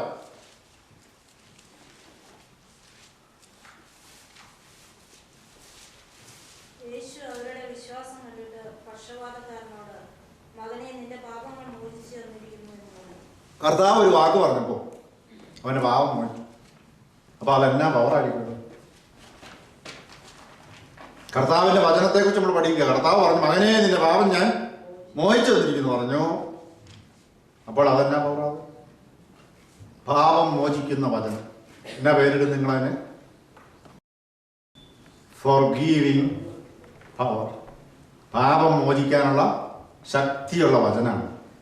ഒരു വാക്ക് കൽപ്പിച്ചു, അവന് പാപമോചനം കിട്ടി. ഇനി അതിന്റെ 10 11 വായിച്ച്. Mark chapter 2 versus 10 and 11. എന്നാൽ ഭൂമിയിൽ പാപങ്ങളെ മോചിക്കാൻ മനുഷ്യപുത്രന് അധികാരമുണ്ട് എന്ന് നിങ്ങൾ അറിയേണ്ടതിന് അവൻ പക്ഷപാതക്കാരനോട് എഴുന്നേറ്റ് കിടക്കെടുത്ത് വീട്ടിലേക്ക് പോക എന്ന് ഞാൻ നിങ്ങളോട് പറയുന്നു എന്ന് പറഞ്ഞു. അപ്പൊ അവിടെ എന്നാ പവറായിരിക്കും? Healing power. അപ്പൊ എത്ര എണ്ണം പഠിച്ചിരുന്നു നിങ്ങൾ? ആരെങ്കിലും വല്ല ഗെയിംസ് വല്ലതും നടത്തുന്നുണ്ടോ പള്ളിക്കാതിരുന്ന്? നിങ്ങൾ ആരെങ്കിലും ഇവിടെ ഗെയിംസ് വല്ലതും നടത്തുന്നുണ്ടോ? ഞാൻ പോകുന്ന ചില പള്ളിയിലൊക്കെ ടെക്സ്റ്റ് മെസ്സേജ് ഒക്കെ അയക്കുന്ന സമയമായിരിക്കും, ഈ ഉപദേശം വായിക്കുന്ന സമയമൊക്കെ. ഞങ്ങളുടെ വല്ല പരിപാടി ഉണ്ടോ? Computer games. ഞാൻ പോകുന്ന ഒരു പള്ളിയിൽ കമ്പ്യൂട്ടർ ഗെയിംസ് നടന്നൊരാളുണ്ട്. കുഴപ്പമില്ല. ശ്രദ്ധിച്ച് കേട്ടെ. എത്ര എണ്ണം പഠിച്ചപ്പോ? 5. ആർക്കണ്ട 6 കിട്ടിയല്ലോ. 6 കിട്ടിയ ആർക്കെങ്കിലും? ഒന്നാമത്തെ എന്നായിരുന്നു? Creative power. 2 destructive power. 3 resurrective power. 4 forgive. 5 മിടുക്കുകൾ. Healing power. ആറാമത്തേലേക്ക് എളുപ്പം കിടക്കും. ആറാമത്തെ വിശുദ്ധ മത്തായി സുവിശേഷം 3:17 വായിച്ച്. 3:17. ഇവൻ എന്റെ പ്രിയപുത്രൻ, ഇവനിൽ ഞാൻ പ്രസാദിച്ചിരിക്കുന്നു. സ്വർഗ്ഗത്തിൽ നിന്ന് ഒരു ശബ്ദവും ഉണ്ടായി. ഇവൻ എൻ്റെ പ്രിയപുത്രൻ, ഇവനിൽ ഞാൻ പ്രസാദിച്ചിരിക്കുന്നു എന്ന് ഒരു ശബ്ദമുണ്ടായി. ഒത്തിരി പേർക്ക് സംശയമുള്ള വേദഭാഗമാണ്. യോഹന്നാൻ സ്നാപകൻ നമ്മുടെ കർത്താവിനെ സ്നാനപ്പെടുത്തി, അല്ലേ? അതുകൊണ്ട് പല വിഷയങ്ങളും നമുക്കിപ്പം നമ്മളിങ്ങനെ ഫേസ് ചെയ്തുകൊണ്ടിരിക്കുകയാണ്. പലരും പല രീതിയിൽ അറ്റാക്ക് ചെയ്യും. പക്ഷേ അവിടെ വാസ്തവത്തിൽ നിങ്ങൾ ശ്രദ്ധിക്കണം, ഈ ബാപ്റ്റിസം എന്ന് പറയുന്ന വാക്കിന് ഒരു അർത്ഥം, ഇമേഴ്സൺ, സ്പ്രിംഗ്ലിംഗ് എന്നൊക്കെ അർത്ഥമുണ്ട്. പക്ഷെ വേറെ അർത്ഥം കൊണ്ടുണ്ട്, ഐഡൻറ്റിഫിക്കേഷനുണ്ട്. അത് ഞാനെങ്ങനെ പഠിച്ചെന്ന് ചോദിച്ചാൽ ഗ്രീക്ക് ടെക്സ്റ്റിൽ അങ്ങനെ അർത്ഥമുണ്ട്. അതുകൂടാതെ ഡാളസിൽ ബാപ്റ്റിസ്റ്റുകാരുടെ ഒരു സെമിനാരി ഉണ്ട്, ഡാളസ് തിയോളജിക്കൽ സെമിനാരി. ബാപ്റ്റിസ്റ്റുകാരുടെ സെമിനാരി. ബാപ്റ്റിസ്റ്റുകാർ ഫുൾ ബാപ്റ്റിസം കൊടുക്കുന്നവരാണ്. അപ്പം അവരുടെ ബൈബിളിനകത്ത് പറയുകയാണ് ബാപ്റ്റിസം എന്ന് പറയുന്ന അർത്ഥം, ആ വാക്കിന് ഐഡൻറ്റിഫിക്കേഷൻ എന്നൊരു അർത്ഥമുണ്ട്. യോഹന്നാൻ സ്നാപകൻ കൊടുത്ത സ്നാനത്തിൻ്റെ പേരെന്താന്ന് പറയാമോ? മാനസാന്തര സ്നാനം. മാനസാന്തരം ആർക്കാണ് വേണ്ടത്? പാപിക്കാണ് വേണ്ടത്. ക്രിസ്തു പാപിയാണോ? അല്ല. അപ്പൊ ക്രിസ്തുവിന് മാനസാന്തരത്തിന്റെ ആവശ്യവും ഇല്ല. അങ്ങനെയാണ് മാനസാന്തര സ്നാനവും കർത്താവിന് ആവശ്യമില്ല. പിന്നെ കർത്താവ് എന്തിനാ സ്നാനപ്പെട്ടെന്ന് ചോദിച്ചാൽ ലോകത്തുള്ള സകല പാപികളോടും ഐഡന്റിഫൈ ചെയ്യുക. അതാണ് ഒരു റീസൺ. 5-6 റീസൺ ഉണ്ട്. ഒരെണ്ണേ ആയുള്ളൂ, വടി വെട്ടാൻ പോയിട്ടേ ഉള്ളൂ. ഒന്നാമത്തെ റീസൺ എന്താണ്? ലോകത്തുള്ള സകല പാപികളോട് നമ്മുടെ കർത്താവ് ഐഡന്റിഫൈ ചെയ്ത് ആ ലോകത്തിന്റെ പാപത്തെ ചുമക്കുന്ന ദൈവത്തിന്റെ കുഞ്ഞാട് എന്ന് യോഹന്നാൻ സ്നാപകൻ തന്നെ വിളിച്ചു. 2, യോഹന്നാൻ സ്നാപകനും നമ്മുടെ കർത്താവുമായിട്ട് 6 മാസത്തെ പ്രായവ്യത്യാസമേ ഉള്ളൂ. ഹെബ്രോൻ മലനാട്ടിലെ യോഹന്നാൻ സ്നാപകന്റെ ജന്മനാട്. ക്രിസ്തു ഇങ്ങ് നസറേത്ത്, ബേത്ലഹേം ആ ഭാഗത്തൊക്കെയാണ്. ജോഗ്രഫിക്കലായിട്ട് അല്പം വ്യത്യാസമുണ്ട്. ഇവർ തമ്മിൽ കണ്ടിട്ടേ ഇല്ല. വേദപുസ്തകം തെളിയിച്ചിട്ടുണ്ട്, ഞാനോ അവനെ അറിഞ്ഞില്ല. എന്നെ സ്നാനം കഴിപ്പിക്കാൻ അയച്ചവൻ എന്നോട്, നീ ഒരുവനെ സ്നാനപ്പെടുത്തുമ്പോൾ അവൻ്റെ മേൽ ആത്മാവ് പ്രാവ് പോലെ ഇറങ്ങി വരും, അവനാകുന്ന മശിഹ. അതുകൊണ്ട് ഇത് വേറൊരു ഐഡന്റിഫിക്കേഷൻ. എന്ത്? യോഹന്നാൻ സ്നാപകന് മശിഹായെ ഐഡന്റിഫൈ ചെയ്യാൻ വേണ്ടിയാണ് കർത്താവ് അവിടെ വന്ന് പ്രാക്ടീസ് ചെയ്തത്. ഒരു ബാബുപോൾ ഒരു അനുഭവം പറഞ്ഞു. ഡോക്ടർ ബാബുപോൾ തിരുവനന്തപുരത്തെ വീട്ടിൽ വെള്ളമില്ല. അപ്പം പ്ലംബർ വരണം, ശരിയായിട്ട് വർക്ക് ചെയ്യുന്നില്ല. അപ്പം പ്ലംബറെ 3-4 പ്രാവശ്യം പോകണമില്ല. അവനെ ട്രിവാൻഡ്രം സിറ്റി അല്ലേ, പ്ലംബർമാർ ഭയങ്കര തിരക്കല്ലേ. അപ്പോൾ അവസാനം ഇവൻ വരുമോ ഇല്ലയോ എന്നറിയണമല്ലോ. അപ്പം വേദപുസ്തകത്തിൽ ഒരു വാക്യം എഴുതി അവൻ എഴുത്തയച്ചു. വാക്യം ഇതായിരുന്നു, നീ തന്നെയാണോ വരുവാനുള്ളവൻ, അതോ ഞങ്ങൾ വേറെ വേണ്ടി കാത്തിരിക്കണമോ? ദാരി ചോദിച്ച ബാബുപോളല്ലേ യോഹന്നാൻ സ്നാപകൻ ബൈബിളിൽ ചോദിച്ചാണ്. എന്ത് ചോദിച്ചു? നീയാണോ വരുവാനുള്ളവൻ, അതോ ഞങ്ങൾ വേറെ വേണ്ടി കാത്തിരിക്കണമെന്ന് ചോദിച്ചു. ഈ ലെറ്റർ കൂടി ചെന്നപ്പോൾ നമ്മുടെ പ്ലംബർ ഇങ്ങോട്ട് വന്നു. അവനറിയാം പണി പോകുന്നു. അപ്പം മശിഹായ്ക്ക് വേണ്ടി ഒരുക്കമുള്ള ജനത്തെ ഒരുക്കിക്കൊണ്ടിരിക്കുകയാണ് യോഹന്നാൻ സ്നാപകൻ. അതിന്റെ ഭാഗമായിട്ട് കർത്താവ് ഇങ്ങനെ ചെയ്തു. ഇനി വളരെ മർമ്മപ്രധാനമായ കാര്യം പറയാം. ഞാൻ ഈ പൗരസ്ത്യ സുവിശേഷ സമാജത്തിന് വേണ്ടി പട്ടയല്ല കേട്ടോ. പൗരസ്ത്യ സുവിശേഷ സമാജത്തിന്റെ അരമന പെരുമ്പാവൂർ 1-ാം മൈല. അപ്പം ഞാൻ ഒരു 10 കൊല്ലം മുമ്പ് അവിടെ എല്ലാ മാസത്തിലും ബൈബിൾ ക്ലാസ് എടുക്കാൻ പോകും. അപ്പം ആലുവ പെരുമ്പാവൂർ ഇങ്ങനെ മൂവാറ്റുപുഴ ഭാഗത്തൊക്കെ ആൾക്കാർ ക്ലാസ്സിൽ വരും. അപ്പം പുല്ലാക്കുടിയിൽ കുറിയാക്കോസ് അച്ഛൻ വരും ബൈബിൾ ക്ലാസ്. അച്ഛൻ വലിയ പ്രസംഗകനാണ്. അച്ഛനിങ്ങനെ ക്ലാസ്സിൽ അവിടെ വന്നിരിക്കും, രസമാണ്. അച്ഛൻ എൻ്റെ പ്രസിഡൻ്റായിരുന്നു. അപ്പം ഞാനന്നൊരു ദിവസം ഒരു കാര്യം പറഞ്ഞു. ത്രിയേക ദൈവത്തെ, പിതാവും പുത്രനും പരിശുദ്ധാത്മാവുമായ ത്രിയേക ദൈവത്തെ ഒരുമിച്ച് പ്രവർത്തിക്കുന്നതായിട്ട് കാണുന്ന ഏക സന്ദർഭം യോർദാൻ നദിയിലാണ്. പിതാവ് സംസാരിച്ചു, ഇവൻ എൻ്റെ പ്രിയപുത്രൻ, ഇവനിൽ ഞാൻ പുത്രൻ സ്നാനപ്പെട്ടു, പരിശുദ്ധാത്മാവ് പുത്രന്റെ മേൽ ഇറങ്ങി വന്നു. 3 പേരുടെ ഫങ്ഷനിങ് വ്യക്തമായി കാണിക്കുന്ന ഏക രേഖയാണ്. അങ്ങനെ ഒത്തിരി റിലവൻസ് ഈ ഭാഗത്തിനുണ്ട്. ഇപ്പോൾ വായിച്ചെന്നറിയോ? ക്രിസ്തുവിനെ വെളിപ്പെടുത്തി തരുന്ന ദൈവത്തിന്റെ ശബ്ദം. എത്രാമത്തെയാ? 6-ാമത്തെ. ക്രിസ്തുവിനെ വെളിപ്പെടുത്തി തരുന്ന ദൈവത്തിൻ്റെ ശബ്ദം. വിശുദ്ധ ലൂക്കോസ് എഴുതിയ സുവിശേഷം 2-ാം അധ്യായം 10 മുതൽ 14 വരെ വായിക്കും. വിശുദ്ധ ലൂക്കോസിൻ്റെ സുവിശേഷം 2-ന്റെ 10 മുതൽ 14 വരെ.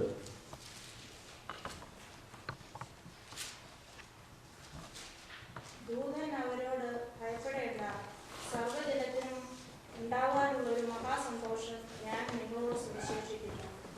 കർത്താവായ ക്രിസ്തു എന്നെ രക്ഷിതാവ് ഇന്ന് ദാവീദിന്റെ പട്ടണത്തിൽ നിങ്ങൾക്കായി ജനിച്ചിരിക്കുന്നു. മഹാസന്തോഷത്തിൻ്റെ ശബ്ദമാണ്. ദൈവത്തിൻ്റെ ദൂതൻ നാട്ടിടയന്മാരോട് വന്നൊരു ദൂത് പറഞ്ഞു അല്ലേ. ദൈവം പറഞ്ഞു മലാഹ, ഏഞ്ചലിക് മാനിഫെസ്റ്റേഷൻ എന്ന് പറയും.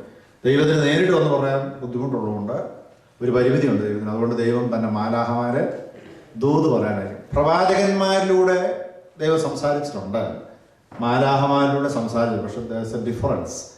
ഈ ദൈവം മാലാഹമാരിലൂടെ സംസാരിക്കുമ്പോൾ ഒരു വ്യക്തികളോടാണ് പറയുന്നത്. പ്രവാചകന്മാരിലൂടെ സംസാരിക്കുമ്പോൾ ഒരു സമൂഹത്തോടാണ് സംസാരിക്കും. അതാണ് വ്യത്യാസം. അപ്പോൾ പരിശുദ്ധ കന്യകാമൃത്തിന് ദൂതൻ ദൂത് കൊടുത്തത് വ്യക്തിപരമാണ്. ജോസഫിന്റെ ദർശനത്തിൽ ദൂതൻ സംസാരിച്ചത് വ്യക്തിപരമാണ്. സക്കറിയാവിനോട് ദൈവദൂതൻ സംസാരിക്കുന്നത് വ്യക്തിപരമാണ്.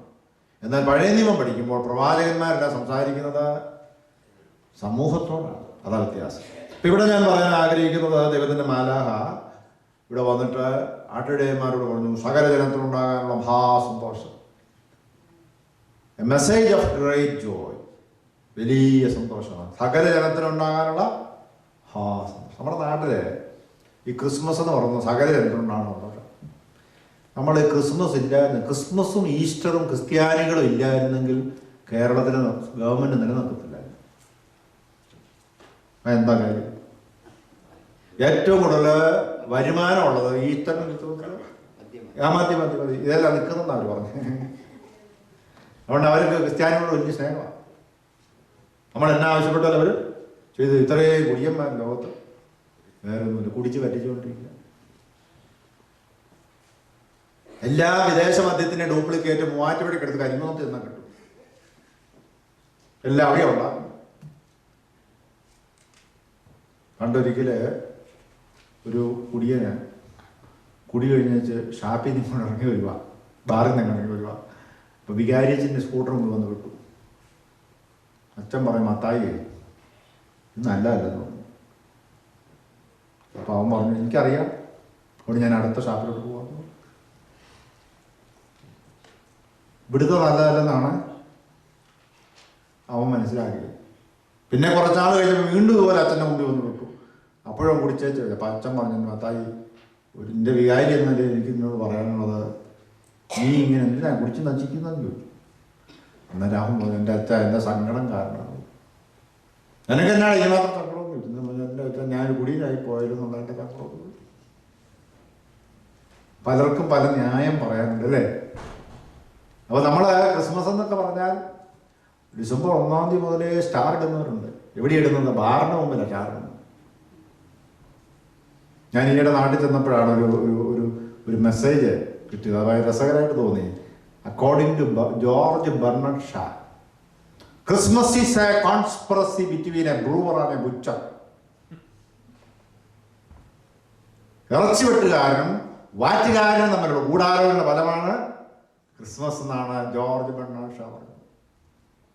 സകല ജനത്തിനുണ്ടാകാനുള്ള മഹാസന്തോഷം മാലാഖ പറഞ്ഞല്ലേ. പിന്നെ എന്നാ പറഞ്ഞത്? ക്രിസ്തു എന്ന രക്ഷിതാവ് ഇന്ന് നിങ്ങൾക്കായി ജനിച്ചിരിക്കുന്നു. എല്ലാവർക്കും സന്തോഷമാണ്, പക്ഷെ അത് വ്യക്തിപരമായ അനുഭവമാക്കി തീർക്കണം. ആര്? ക്രിസ്തു എന്ന രക്ഷിതാവ് ഇന്ന് നിങ്ങൾക്കായിട്ട് ജനിച്ചിരിക്കുന്നു. നിങ്ങൾക്കടയാളമോ ശീലകൾ ചുറ്റി പശുത്തൊട്ടിയിൽ കിടത്തിയിരിക്കുന്ന ഒരു ശിശുവിനെ നിങ്ങൾ കാണുമെന്ന് പറഞ്ഞു. അത് പറഞ്ഞു തീർന്നപ്പോൾ മാലാഹമാരുടെ വ്യൂഹം വന്നു. കൊയറാണ്. That's the first Christmas carol. എന്താ അവർ പാടിയ പാട്ട്? First Christmas carol. അത്യുന്നതങ്ങളിൽ അടുത്ത എന്നാ? ഭൂമി. അങ്ങനെയാണോ എഴുതിയിരിക്കുന്നത്? സാധാരണ എനിക്ക് പരിചയമുള്ളവർ സന്മനസ്സുള്ളവർ തമാമാനം എന്നാണ് പറയുന്നത്. മോഹൻലാൽ അനുഭവിച്ച സിനിമയുടെ പേരാണ്. ബൈബിളിലൊന്നും ഇല്ല. ബൈബിളിൽ എഴുതിയിരിക്കുന്നത് ദൈവം ആരെയാണോ പ്രസാദിച്ചിരിക്കുന്നത് അവനാണ് സമാധാനം. നിങ്ങൾ ആ വാക്ക് കോറസ് ശ്രദ്ധിക്കണേ. ഒരു സെന്റൻസ് എങ്ങനെ? അത്യുന്നതങ്ങൾ ദൈവത്തിന് മഹത്വം. 2, ഭൂമിയിൽ ദൈവപ്രസാദമുള്ളവർക്ക് സമാധാനം. രണ്ട് വാക്കുകളുണ്ടോ? Gloria and ഐറോയിൻ. മഹത്വം, the word glory is purely associated with God. ദൈവവുമായിട്ട് ബന്ധപ്പെട്ട വാക്ക് ഗ്ലോറി. അടുത്ത വാക്ക് ഏതാ? സമാധാനല്ലേ? Piece. That's purely associated with human beings. ആർക്കാ സമാധാനം വേണ്ടത്? മനുഷ്യനാണ്. നമ്മുടെ ഒരു പള്ളിയിൽ കേട്ടോ, ഞങ്ങളുടെ കോട്ടയത്താണ്, വടക്കോട്ട് പോകുന്നില്ല, കോട്ടയത്ത് ഓർത്തഡോക്സുകാരും യാക്കോബക്കാരും കക്ഷികൾ രണ്ടും കൂടെ ഉള്ള പള്ളിയിലെ അച്ഛൻ കുർബാനക്കിടയ്ക്ക് നിങ്ങൾക്കെല്ലാവർക്കും സമാധാനം ഉണ്ടായിരിക്കട്ടെ. ആനവാദക്കൽ പള്ളിക്ക് പൊട്ടേഷൻ നിൽക്കുന്ന ഹെഡ് കോൺസ്റ്റബിൾ ബാക്കി പോലീസുകാർ പറഞ്ഞു, എടാ നമ്മുടെ ധൈര്യത്തിലാണ് അച്ഛനാണ് പറഞ്ഞെന്ന് പറഞ്ഞു. ഇത്രയും പോലീസുകാരവിടെ നിൽക്കുന്ന ധൈര്യത്തിലാണ് അച്ഛനാ പറഞ്ഞത്. നിങ്ങൾക്ക് സമാധാനം, സമാധാനത്തിന് വേണ്ടിയുള്ള ഇന്റർനാഷണൽ കോൺഫറൻസ് ഒക്കെ നടന്നുകൊണ്ടിരിക്കുകയാണ്. പക്ഷെ സമാധാനമില്ല. അനേക മേഖലകളിൽ സമാധാനം ഇല്ലെന്ന് കാണാൻ സാധിക്കും. ഈ സമാധാനം എന്ന വാക്കിന്റെ ഇംഗ്ലീഷ് പീസ് എന്നാണ്. പീസ് അല്ലേ? നിങ്ങൾക്കറിയാമല്ലോ. അതിന്റെ ലാറ്റിന് പാക്സ് എന്നാ. പാക്സ്, അതിൽ നിന്നാണ് ഈ വാക്കുണ്ടായത്. പാക്സ് അർത്ഥം, പാക്സ് ഈസ് ട്രാങ്ക്വിലിറ്റി. എല്ലാം ചേരുമ്പടി ചേരുന്നതാണ് സമാധാനം. ഏറ്റവും കൂടുതൽ സമാധാനം അനുഭവിക്കുന്നത് എവിടെയാണെന്ന് അറിയോ? താമസിക്കുന്നത് അറിയാവോ? സെമിത്തേരിയിലാണ്. എവിടെയാ? സെമിത്തേരിയിൽ. അവന് ശാന്തമായിട്ട് അവിടെ കിടക്കും അല്ലേ? റസ്റ്റിൻ. RIP എന്ന വാക്കിന്റെ അർത്ഥം എന്താ? രാത്രിയിൽ ഇറങ്ങിപ്പോരാ എന്നല്ല. എന്താ എഴുതിയിരിക്കുന്നത്? Rest in peace. അവർ അതുകൊണ്ട് ഞാൻ അങ്ങനെ പറഞ്ഞു, സെമിത്തേരിയിൽ അവർ ശാന്തമായിട്ട് കിടക്കുക. They are waiting for Jesus Christ. അവർ സമാധാനത്തോടെ അവിടെ കിടക്കുക. പണ്ട് ഒരു ഭർത്താവ് മരിച്ചു കഴിഞ്ഞപ്പോഴേ, ശവാടൊക്കെ കഴിഞ്ഞ് ഭാര്യ വീട്ടിൽ വന്ന് വിൽപ്പത്രം തുറന്നു നോക്കിയപ്പം അവക്കൊന്നും എഴുതി വെച്ചിട്ടില്ല. ഒരു വകയില്ല വിൽപ്പത്രത്തിനകത്ത്. പുള്ളിക്കാരത്തി തിരിഞ്ഞോടി. സെമിത്തേരി വന്ന് കല്ലറൊക്കെ വന്നപ്പോൾ ആളുകൾ അത് എല്ലാം പടി ചെയ്തുകൊണ്ട് എവിടെ ചോദിച്ചു, എല്ലാം എഴുതി വെച്ചു എന്ന് ചോദിച്ചു. എഴുതി വെച്ചു, റെസ്റ്റ് ഇൻ പീസ് എഴുതി വെച്ചെന്ന് പറഞ്ഞു. അതിനപ്പുറത്തോട്ട് എഴുതിയേക്കാൻ പറ്റില്ലേക്കാം. കാരണം ഒന്നും എഴുതി വെക്കാതെ പുള്ളിക്കാരൻ പോയി. ജീവിച്ചിരുന്നപ്പോൾ സമാധാനം കൊണ്ടില്ല. ഞാൻ മരുന്നനെ വരെ സമാധാനത്തോടെ കിടന്നോളാം. Rest in peace. തിരിച്ചു വരട്ടെ. നമ്മൾ ചിന്തിക്കുന്ന വിഷയം സകല ജനത്തിലുണ്ടാകാനുള്ള മഹാസന്തോഷത്തിന്റെ ശബ്ദം. അത് നമ്മൾ കേൾക്കണം. ക്രിസ്തു നമുക്ക് വേണ്ടി മരിച്ചതിനെ കുറിച്ച് ചിന്തിക്കുക നമ്മൾ. അതാണ് വലിയ നോയമ്പ് കാലത്ത് 40 ദിവസത്തെ, ഏകദേശം 40 ദിവസത്തെ നോയമ്പും പാഷൻ വീക്കും കഷ്ടാനുവാഴ്ചയും കൂടെ ചേർത്താണ് 50 നോയമ്പെന്ന് പറയുന്നത്. യാമപ്രാർത്ഥനകളെല്ലാം നടത്തും. യാമപ്രാർത്ഥനകളും നടത്തി, ഫാസ്റ്റിംഗ് എല്ലാം നടത്തി, നോയമ്പെല്ലാം നടത്തി, കുമ്പിടിലെല്ലാം നടത്തി അതിൻ്റെ കൾമിനേഷൻ എന്ന് പറയുന്നത് ഉയർപ്പ് ഞായറാഴ്ച. മരിച്ചിട്ട് ഉയർത്തെഴുന്നേറ്റ യേശുക്രിസ്തുവിനെ കോൺസെൻട്രേറ്റ് ചെയ്താണ് നോയമ്പ് ക്രമീകരിക്കുന്നത്. 10-20 റീസൺസ് നോയമ്പ് അനുഷ്ഠിക്കാനായിട്ടുണ്ട്. പറയാനുള്ള നേരെയില്ല. നോയമ്പുമായിട്ട് ബന്ധപ്പെട്ട് 1-2 ചിന്ത എളുപ്പമെന്ന് പറഞ്ഞ് നിർത്താം. ഒന്നാമത്തെ ചിന്ത, സമയാസമയത്ത് പ്രാർത്ഥിക്കണം എന്നാണ്. ഭഗവാനോട് അച്ഛന് ആമുഖമായിട്ട് ചില കാര്യങ്ങൾ നമ്മൾ പറഞ്ഞു ഞാൻ വിചാരിക്കുന്നു. സമയാസമയത്തൊക്കെ പ്രാർത്ഥിക്കണം. രണ്ടാമത്തെ കാര്യം, സമയാസമയത്ത് കുമ്പിടണം. ഒരിക്കൽ ഒരു ഭാര്യയും ഭർത്താവും ജോലിക്ക് പോകുന്നവരപ്പം വീട്ടിൽ ചെറുക്കം തന്നെ ഉള്ളൂ. നോയമ്പ് കാലത്ത് അച്ഛനും കപ്പിയാരും കൂടെ വീട് വിസിറ്റിങ്ങിന് വന്നായിരുന്നു. അപ്പം വൈകുന്നേരം ആയപ്പോൾ മമ്മി വന്നപ്പോൾ ചോദിച്ചു, ഇന്ന് പ്രത്യേക അതിഥികൾ വരെ ഇവിടെ വന്നു എന്ന് ചോദിച്ചു. ഞങ്ങളില്ല. വികാരിയച്ഛനും കപ്പിയാരും കൂടെ ഇവിടെ വന്നു എന്ന് പറഞ്ഞു. പിന്നെ എന്നാ അവരെല്ലാം പറഞ്ഞു, അവരെ ഉച്ചപ്രാർത്ഥനയുടെ സമയമാണെന്ന് പറഞ്ഞ് പായൊക്കെ വിരിച്ച് ഇടയ്ക്കിടയ്ക്ക് അച്ഛനും കപ്പിയാരും തലകുത്തി മറിയുന്ന കാണാൻ. അതെന്നാ പരിപാടി? കുമ്പിട്ടതാണ്. എന്നതാ കുമ്പിടി എന്നറിയോ? കുമ്പിടി എന്ന് പറഞ്ഞാൽ ഈ ചിന്തിക്കാൻ സഹായിക്കുന്ന നെറ്റി, ശ്വസിക്കാൻ സഹായിക്കുന്ന മൂക്ക്, സംസാരിക്കാൻ സഹായിക്കുന്ന വായ, പ്രവർത്തിക്കാൻ സഹായിക്കുന്ന കയ്യ്, ചലിക്കാൻ സഹായിക്കുന്ന കാല്, ഇതെല്ലാം കൂടെ ആരുടെ മുമ്പിൽ സമർപ്പിക്കുക? ദൈവത്തിന് മുമ്പ് സമർപ്പിക്കും. ഇതാണ് നീലിംഗ് എന്ന് പറയുന്നത്. കിടക്കുന്നു വന്ന വിദ്വാൻമാര് ശിശുവിനെ അമ്മയായ മറിയോടുകൂടെ കണ്ട വീണവനെ നമസ്കരിച്ചു. ഇത് മിഡിൽ ഈസ്റ്റിൽ രൂപപ്പെട്ടു വന്ന ഒരു ഭക്താഭ്യാസമാണ്. നല്ലതാണ്. ഇതെല്ലാ ദിവസവും ചെയ്യുവാണ്, ജിമ്മിൽ പോകേണ്ട കാര്യമില്ല. തമാശ പറഞ്ഞല്ല, ഫിസിക്കൽ എക്സസൈസ് ആണ്. പൗരസ്ത്യ ദേശത്ത് രാജാവിന്റെ മുമ്പിൽ പ്രജ വിനയപ്പെടുന്നതിന്റെ അടയാളമാണ് കുമ്പിടി. അപ്പൊ സമയാസമയത്ത് കുമ്പിടുന്നത് നല്ലതാ, സമയാസമയത്ത് പ്രാർത്ഥിക്കുന്നത്. മൂന്നാമത് ശരീരം ഭക്ഷണത്തെ വെടിയണം. അവിടെ ലിവിങ്സ്റ്റൺ പള്ളിയിൽ ഒരു ചെറുപ്പക്കാരനെ കണ്ടു. അവൻ്റെ കൂടെ ആഴ്ചയിലൊന്ന് യാത്ര ചെയ്ത്. വലിയ തിരക്കുള്ള ജോലിയാണ്, കമ്പ്യൂട്ടർ പ്രോഗ്രാമാണ്. ഞാൻ ഈ സെമിനാരിൽ പോകണോണ്ട് അവിടെ കട്ടക്കാപ്പ് കിട്ടുകയല്ല, ഇച്ചിരി പാറൊഴിച്ച് കാപ്പി കുടിച്ചത്. പക്ഷെ അവനെ ഒരു അന്മായക്കാരൻ. പക്ഷേ എവിടെ തന്നെ കാപ്പി മേടിച്ച് കുടിച്ചാലും അവൻ 50 ദിവസം വളരെ സ്ട്രിക്റ്റാണ്. അത് മാത്രമല്ല, അവൻ എല്ലാ ചൊവ്വാഴ്ച ബൈബിൾ പഠിക്കാൻ പറ്റും. അവൻ എല്ലാ ആഴ്ചയും പള്ളിയിൽ പോകും. ഇതേ സൂപ്പർ കൾച്ചറിനിടയ്ക്ക് സഭ പറയുന്ന കാര്യങ്ങൾ അവൻ അതുപോലെ പാലിക്കുക. ഇങ്ങനെയുള്ളവർ എവിടെയുണ്ട്? നമ്മുടെ അമേരിക്കയിലുണ്ടെന്ന് ഞാൻ പറയുന്നത്. അപ്പൊ അവന് പ്രാർത്ഥിക്കും, കുമ്പിടും, ഭക്ഷണത്തെ വെടിഞ്ഞിരിക്കുക. ഉത്തേജനം തന്നെ, ഭക്ഷണത്തെയൊക്കെ വെടിഞ്ഞിരിക്കുക. നാലാമത്തെ കാര്യം, ശരീരം ദുർവികാരത്തെ വെടിയേണ്ടതാകുന്നു. ഒരാളെന്നെ വിളിച്ചിട്ട് പേത്രത്തായിക്ക് വിളിച്ചു. ഞാൻ എന്നാ പരിപാടി? ബ്ലാക്ക് ഗേൾ ലേബലിൻ്റെ 2 സ്മോൾ ഇരിപ്പുണ്ടാകുന്നു. ഇനിയിപ്പോൾ 50 ദിവസം കഴിഞ്ഞാലേ കഴിക്കാൻ പറ്റുള്ളൂ. അതുകൊണ്ട് അവൻ കഴിച്ചെന്ന് പറഞ്ഞു. ഇനിയിപ്പോൾ എന്നാ കഴിക്കാൻ പറ്റുള്ളൂ? ഇനി ഉയർപ്പ് ഞായറാഴ്ച കഴിക്കാൻ പറ്റുള്ളൂ എന്നാണ്. അപ്പൊ 50 ദിവസം ഇതിനു വേണ്ടി വെയിറ്റ് ചെയ്യും. എന്തിനു വേണ്ടി? കർത്താവ് ഉയർക്കാനൊന്നും വെയിറ്റ് ചെയ്യുന്നില്ല. ബ്ലാക്ക് ലേബൽ മേടിക്കുന്ന കാര്യത്തിൽ ഓർത്തുള്ളി വെയിറ്റ് ചെയ്യാം. പക്ഷെ നമ്മുടെ ക്രമത്തിനകത്ത് എഴുതിയെന്നറിയാമോ? ശരീരം ഭക്ഷണത്തെ വെടിയുമ്പോൾ ആത്മാവ് ദുർവികാരങ്ങളെ വെടിയേണ്ടതാകുന്നു. ദുർവികാരങ്ങളെ വെടിയാത്ത നോയമ്പ് വ്യർത്ഥമാകുന്നു. നമുക്ക് ഈ പ്രാവശ്യത്തെ ഈ റിട്രീറ്റും നോയമ്പും എല്ലാം കഴിയുമ്പോഴേ നിങ്ങൾ പുതിയ മനുഷ്യരായിട്ട് മാറണം. പുതിയ ചില തീരുമാനങ്ങളൊക്കെ എടുക്കണം. ചില പള്ളികളിൽ ഡിസംബർ 31 രാത്രി വാച്ച് നൈറ്റ് സർവീസ് ഉണ്ട് അല്ലേ? ഡിസംബർ 31 കുർബാനയൊക്കെ വന്ന് നമ്മൾ ചില തീരുമാനം എടുക്കുകയല്ലേ അല്ലേ? ഈയിടെ ഞാൻ ഒരാൾ ചോദിച്ചു, കഴിഞ്ഞ ദിവസം നിങ്ങൾ എന്നാ ഈ പ്രാവശ്യം തീരുമാനം എടുക്കുന്നത്? ഞാൻ പറഞ്ഞു, ഈ പ്രാവശ്യം തീരുമാനം ഒന്നും എടുക്കുന്നില്ല, ഞാൻ തീരുമാനിച്ചെന്ന് പറഞ്ഞു. 31 എന്നാ തീരുമാനം എടുത്ത്?